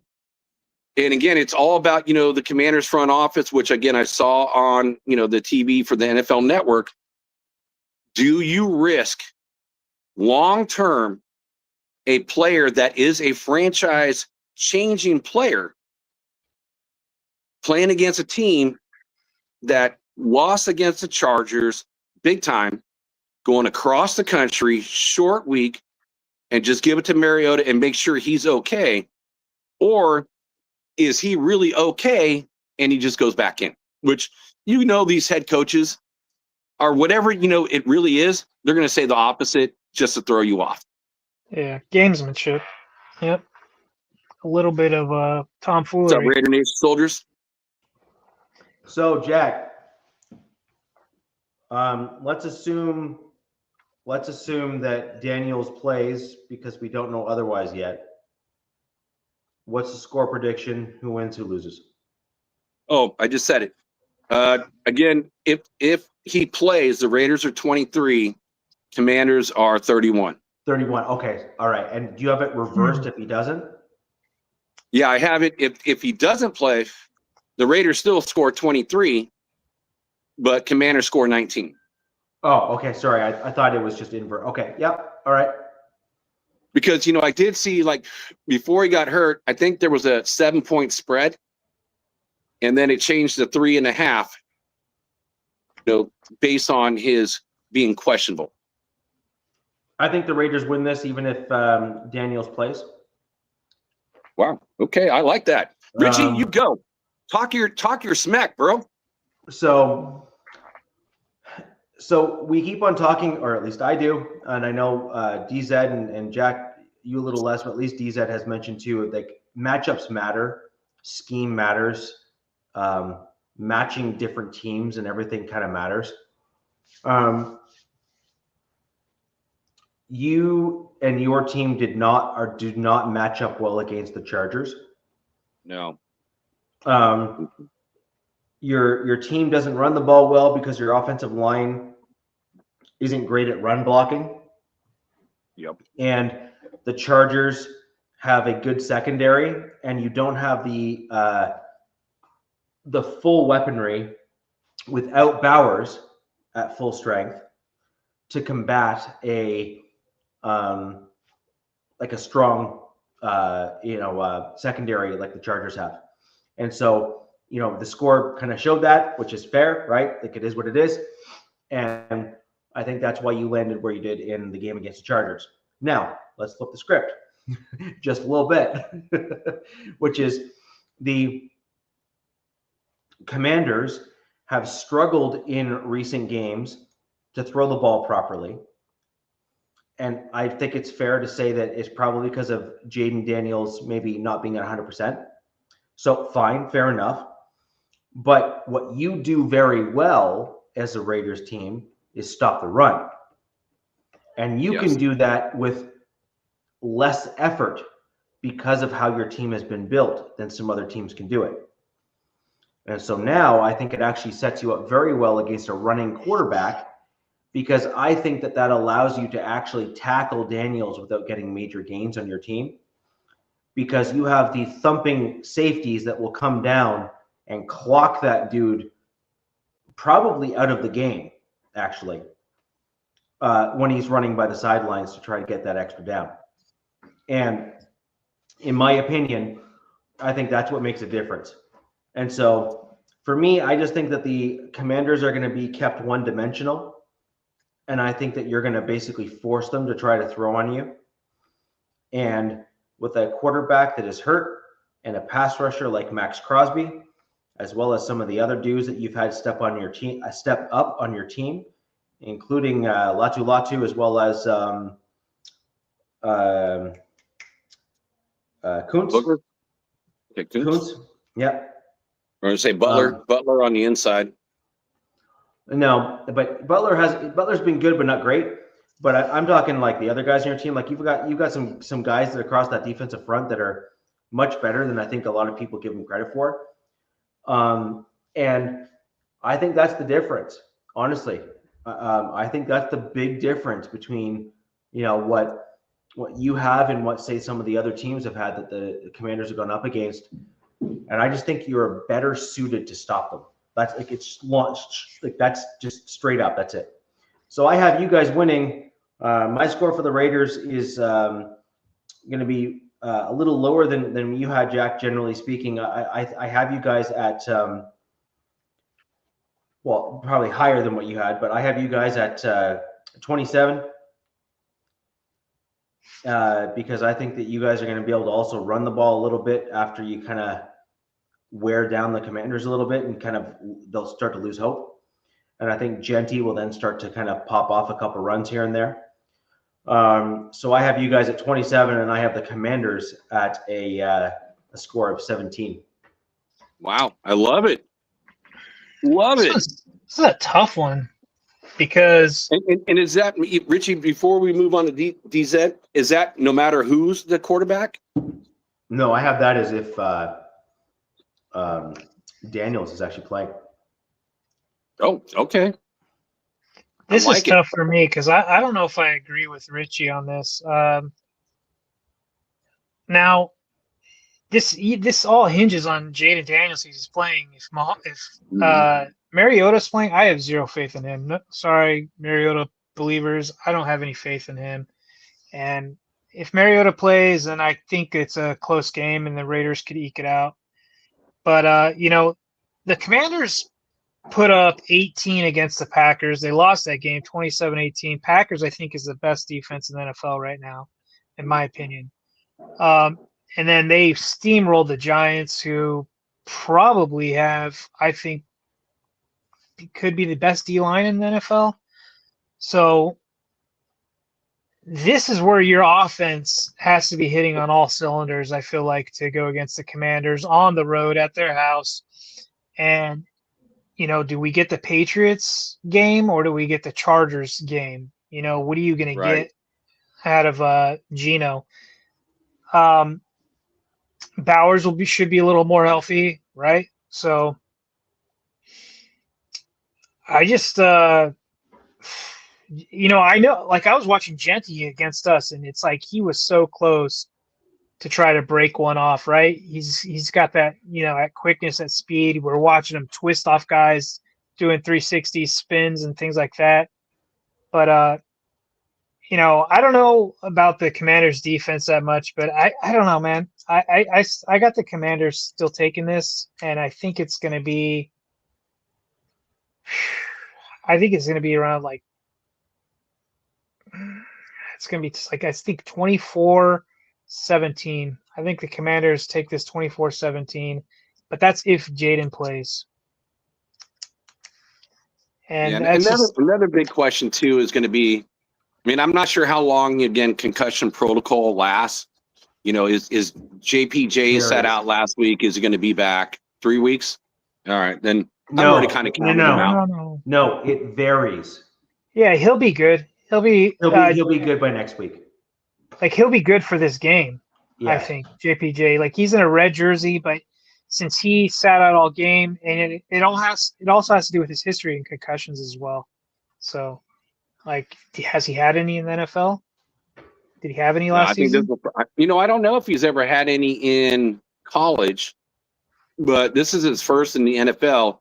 And it almost goes back to what we were talking about earlier about those nasty guys. He got it in practice. Yeah, I saw it. It looked really weird. Did you see that play where he like dips down and he's he's just like, it looked super awkward, and they're like, next thing you know, he comes out and it's like JPJ's got a concussion or something. So, but yeah, man, I don't know. This game it's a really weird game for me because it's an NFC team, AFC team, and like I know that the Raiders are better than what they showed on Monday night, right? But this was a divisional game, and guys were amped up, ready to kill each other, and stuff happens. So, well, ladies and gentlemen, it's time to get into the Chargers and Broncos as we close out the show. in LA, Broncos coming to LA, SoFi. Go for it, DZ, and I think you might be surprised with my comments. Well, I have concerns in this game, and like I said, Justin's been playing really good. The offensive line has been really good in pass blocking. I really like the trio of wide receivers. Trey Harris, who is fourth on the pecking order, his snaps have increased from week 1 to week 2. So they're steadily getting him involved, and he's made some very clutch passes for Justin. KLS, on the other hand, a guy I was really high on, he's been a different player from preseason to the season, and it's not been the good kind. He's been coming up, making dumb mistakes, getting penalties, and that's the guy I was really hoping would become a thing because of his elite speed. Tight ends weren't really used against the Raiders like they were the first week, but this is where I'm concerned is Nick Benito, man. Like, you got to have a plan for Nick. Like, that's a guy, every play, where's he at? And I'm pretty sure he stays to one side, if I'm not mistaken. He stays on the left side for the most part. Left tackle, yeah. Yeah, so he's going to be on Joe, so Joe Alt's going to have his hands full with him. Nick's got some speed, man, so it should be a hell of a matchup. I don't think Joe's going to be able to keep a clean stat sheet with him. But my biggest concern is we just saw how the Colts beat you guys, and that's through the run game. Well, we don't have a run game right now. We're ranked 32nd in the NFL with our run game. And I have there's two theories on that is they're like, Greg Roman and Justin talked this offseason, and they're like, hey, man, I can do this, give you the weapons, and, we just need that run to keep us honest enough for this pass to work. Well, we saw it against the Raiders. The run, they shut down the run a few times on us. Najee looked better. He's probably going to play more against Richie or Broncos. Hampton they charged it to Justin they gave Justin 2 fumbles when it wasn't his fault at all. So that's stupid, but whatever. Hampton's a great pass blocker. So is Najee. They're really good pass blockers. But this O-line was, right before the season kicked off, kind of mixed around, kind of like Jack's was. And I think it really screwed their plans up for where they wanted to run the ball. And 2 weeks into the season, and it was evident when we saw against the Raiders, I don't know how many Charger fans were screaming at their TVs going, run the damn ball. Because I think we started out, Jack, if is like 3 and outs or something against you guys. I'm not 100. On the second half, yeah. It was just we're like, run the ball, man. What are you doing? You've got a Marion Hampton, Najee Harris, and I think they tried, and it just wasn't there.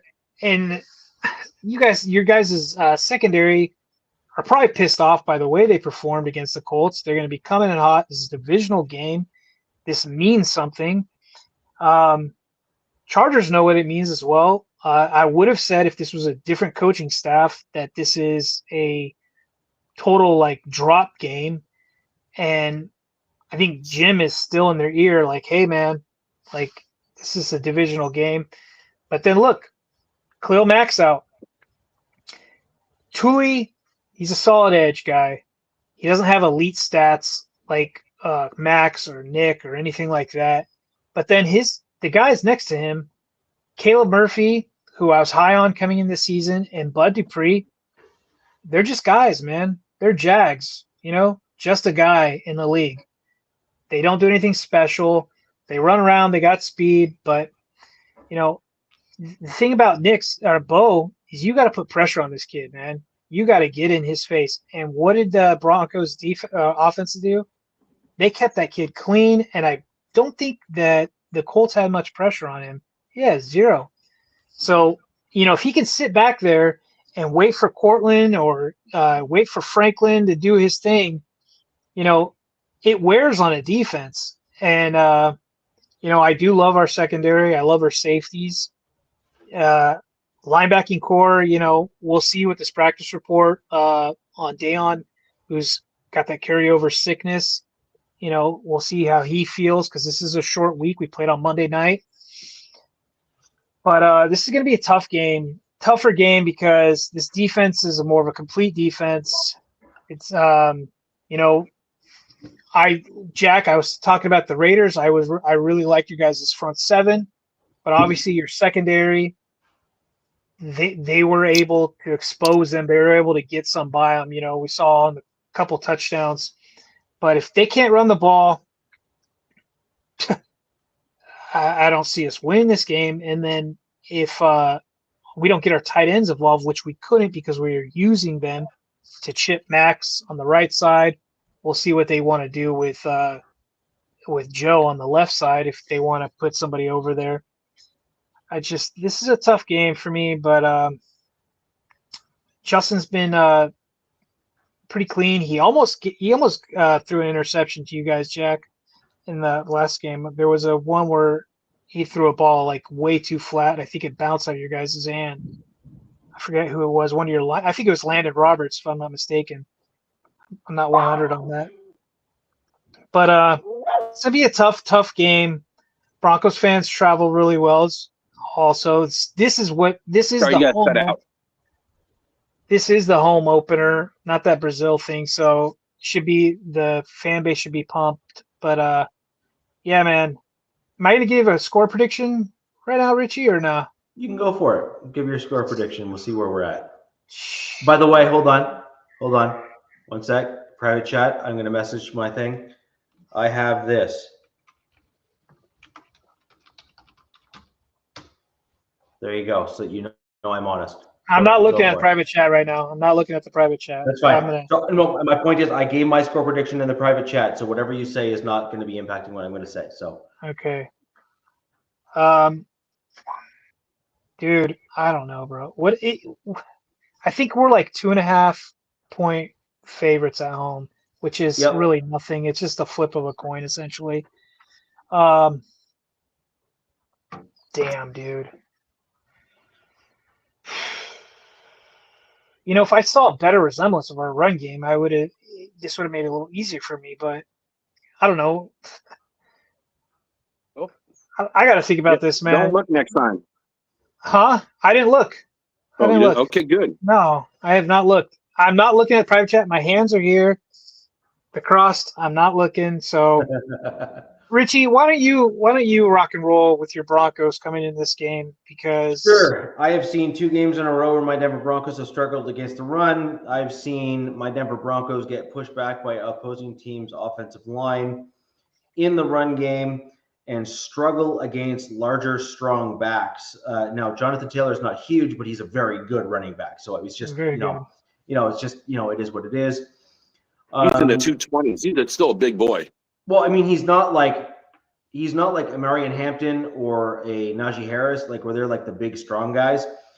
Other things my Broncos have struggled against this year is tight ends and crossing routes. And we also had issues where in this past game where skills route runners that are of reasonable size were able to win against the corners and get yards.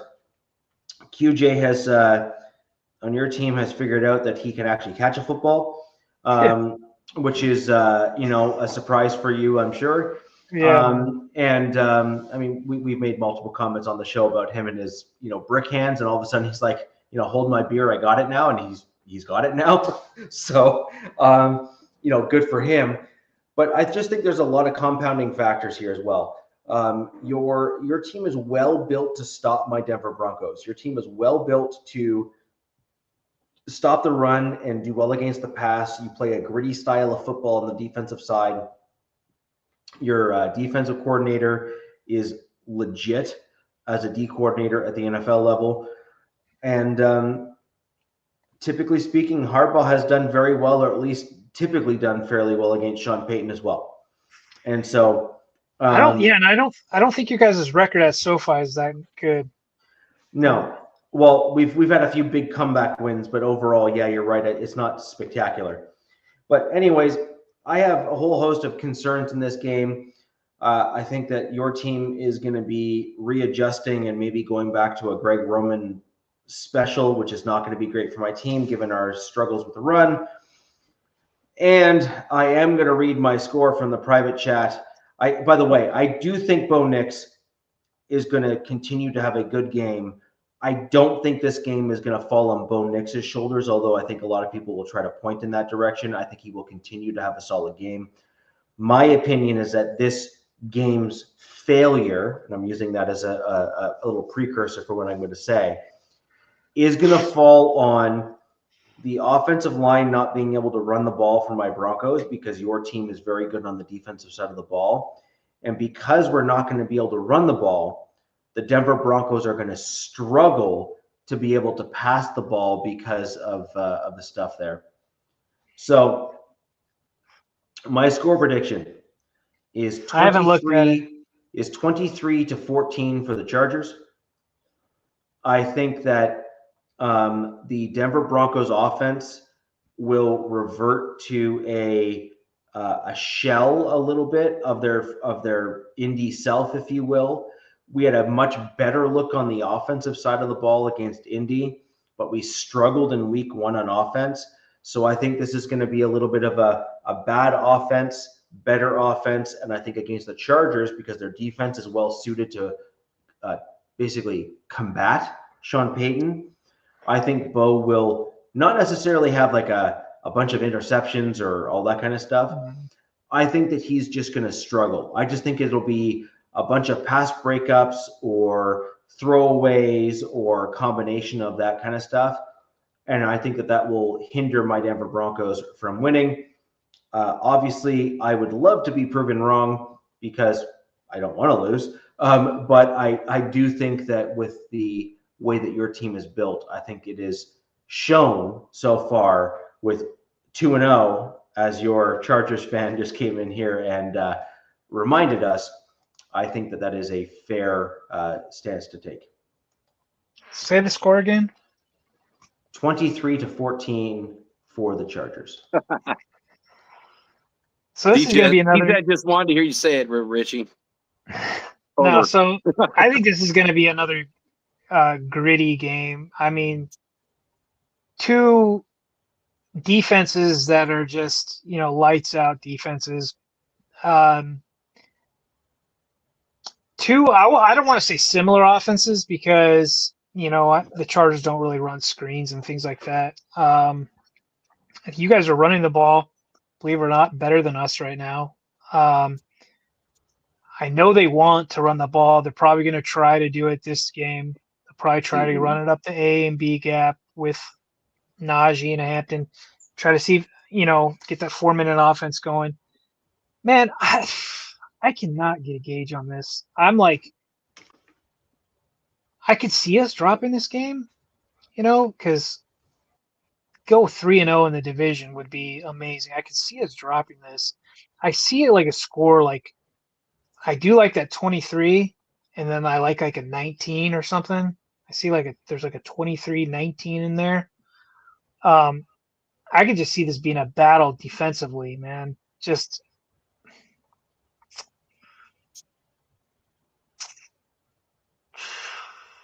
God, Richie.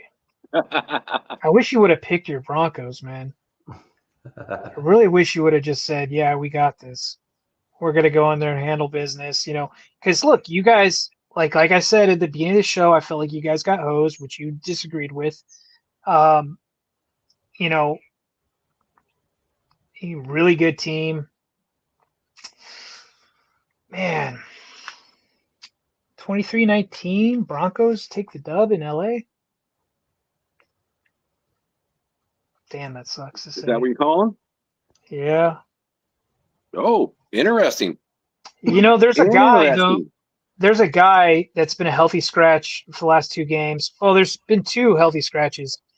I think Kyle Kennard gets his rookie debut. He was our 4th round pick, and it's kind of sad that our 4th round pick was a healthy scratch these last 2 weeks because they felt like there was other guys better than him. So I think he gets called. He dresses out unless they sign Cleveland Farrell or Rashad Weaver, who they worked out. Have fun with Cleve Farrell. Yeah. That's like picking up Leatherface. I mean, if there's anybody that can fix him, it's probably Minter, but I agree with you, Jack. And then there's another guy I could see them bringing up for this game just due to the success the Colts had, and that's Rondé Gadsden. He's been a healthy scratch as a tight end because going against – but at the same time, I could still see him being a healthy scratch because they emphasize those other tight ends to help the O-line against the Chiefs, against Jack's Raiders, and there's you guys are no different, if not probably even more intimidating than those 2 teams on the defensive side, especially with the amount of blitzing that your guys' coordinator uses. This is interesting. This is going to be a crazy game, I feel. Jeez. And our I don't know, did you see your practice report? Vlad McConkey's got a bicep injury. Oh, I did not see that. Yeah, he's got I don't know what that was from. Elijah Molden didn't practice today. He had the hamstring. He missed last week's game. Him and Khalil Mack are doing the Bash Brother elbows. They did something. Yeah, this is interesting. Yeah, no pass rushing. Yeah, Larry, because we talked about Bo Nix wasn't was kept clean, man. Well, just because he went into it, I'll quickly go down my Denver Broncos injury report. Nate Adkins, and this is an interesting one, by the way, was a full practice participant. Okay. He is the Broncos' best inline blocker at tight end, and it might not be close. Okay. There you go. So he's my guy. I've been touting him on the channel here since we brought him in as in the draft and everything. Nick Benito had a wrist injury, full participant. Alex Singleton, thumb, full participant. So we got those 3 guys. Then we got Hufanga, who had a chest issue, limited participant. And then 3 did not participate. Evan Ingram with a back issue. Dre Greenlaw with a quad. And Justin Strnad with a foot. Now, I was unaware of Strnad's injury, if I'm going to be honest with you, because I never saw it in the game.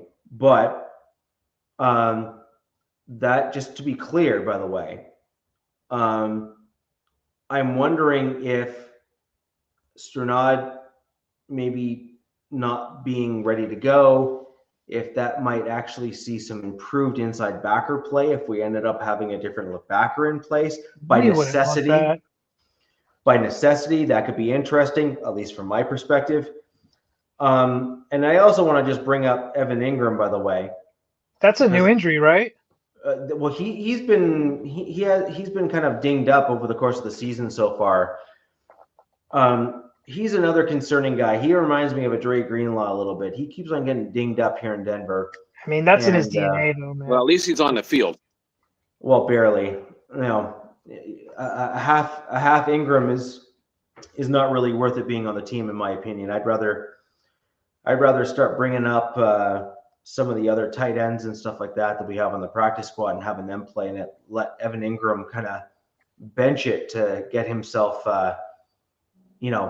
brought up to speed and not get hurt. So, but anyways, that's the total injury report for week 3 for my Denver Broncos. Let me go over mine real quick because there's some guys that obviously got beat up in that Raiders game. Hey, have a good night, Larry. Thanks for stopping by. Will Dissly, he's our our primary blocking inline tight end.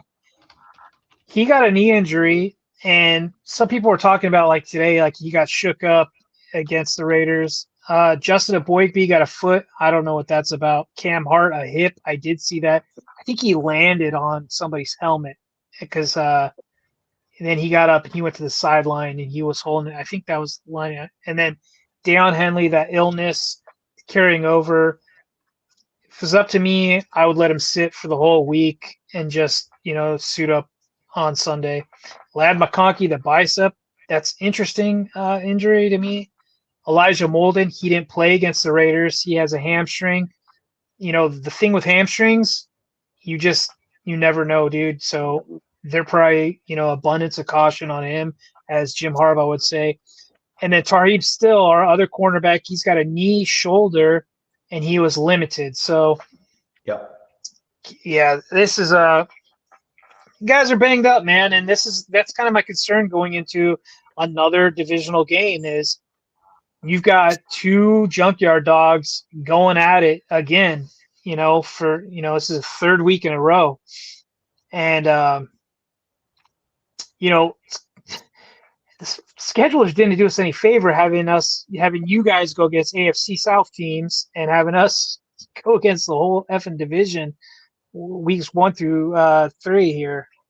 I mean, you guys did drop that Colts game, but God bless America, man, because the Colts are, but honestly, they're a much better team than. No, yeah, they're a real deal in my opinion. Yeah. So my score prediction doesn't change. There's a little bit of couple of unknowns. And the biggest thing is the unknown with the run game, man. Because you're going to go 23-19 Denver, DZ? Yeah. But if they can get any resemblance of success of running the ball in Denver, then I'd feel a little more confident, So, just an FYI, the Chiefs play the New York Giants. Go Giants. Which Go Giants. They're both 0-2. And so that actually has some pretty big, jumping off points there in terms of who comes on top. Giants have some good and some bad. They have some good pieces in certain areas and they have not so good pieces in others. So it's going to be really interesting to kind of see where that game falls and whatnot. And I think ultimately if the Chiefs drop that game, then I think they're in big trouble at that point. And didn't Russell? I don't know, but didn't Russell Wilson throw like over 400 yards? Russell Wilson is slinging the ball, and then Scadaboo is looking decent, and that defense is decent as well. This is going to be an interesting game for the Chiefs. I mean, they're going to have another team giving their all on them. Yeah. So it'll be interesting to see what that is going to be interesting. That's for sure. And hey, I'm going to give you guys my take on your game. I'll be the tiebreaker here.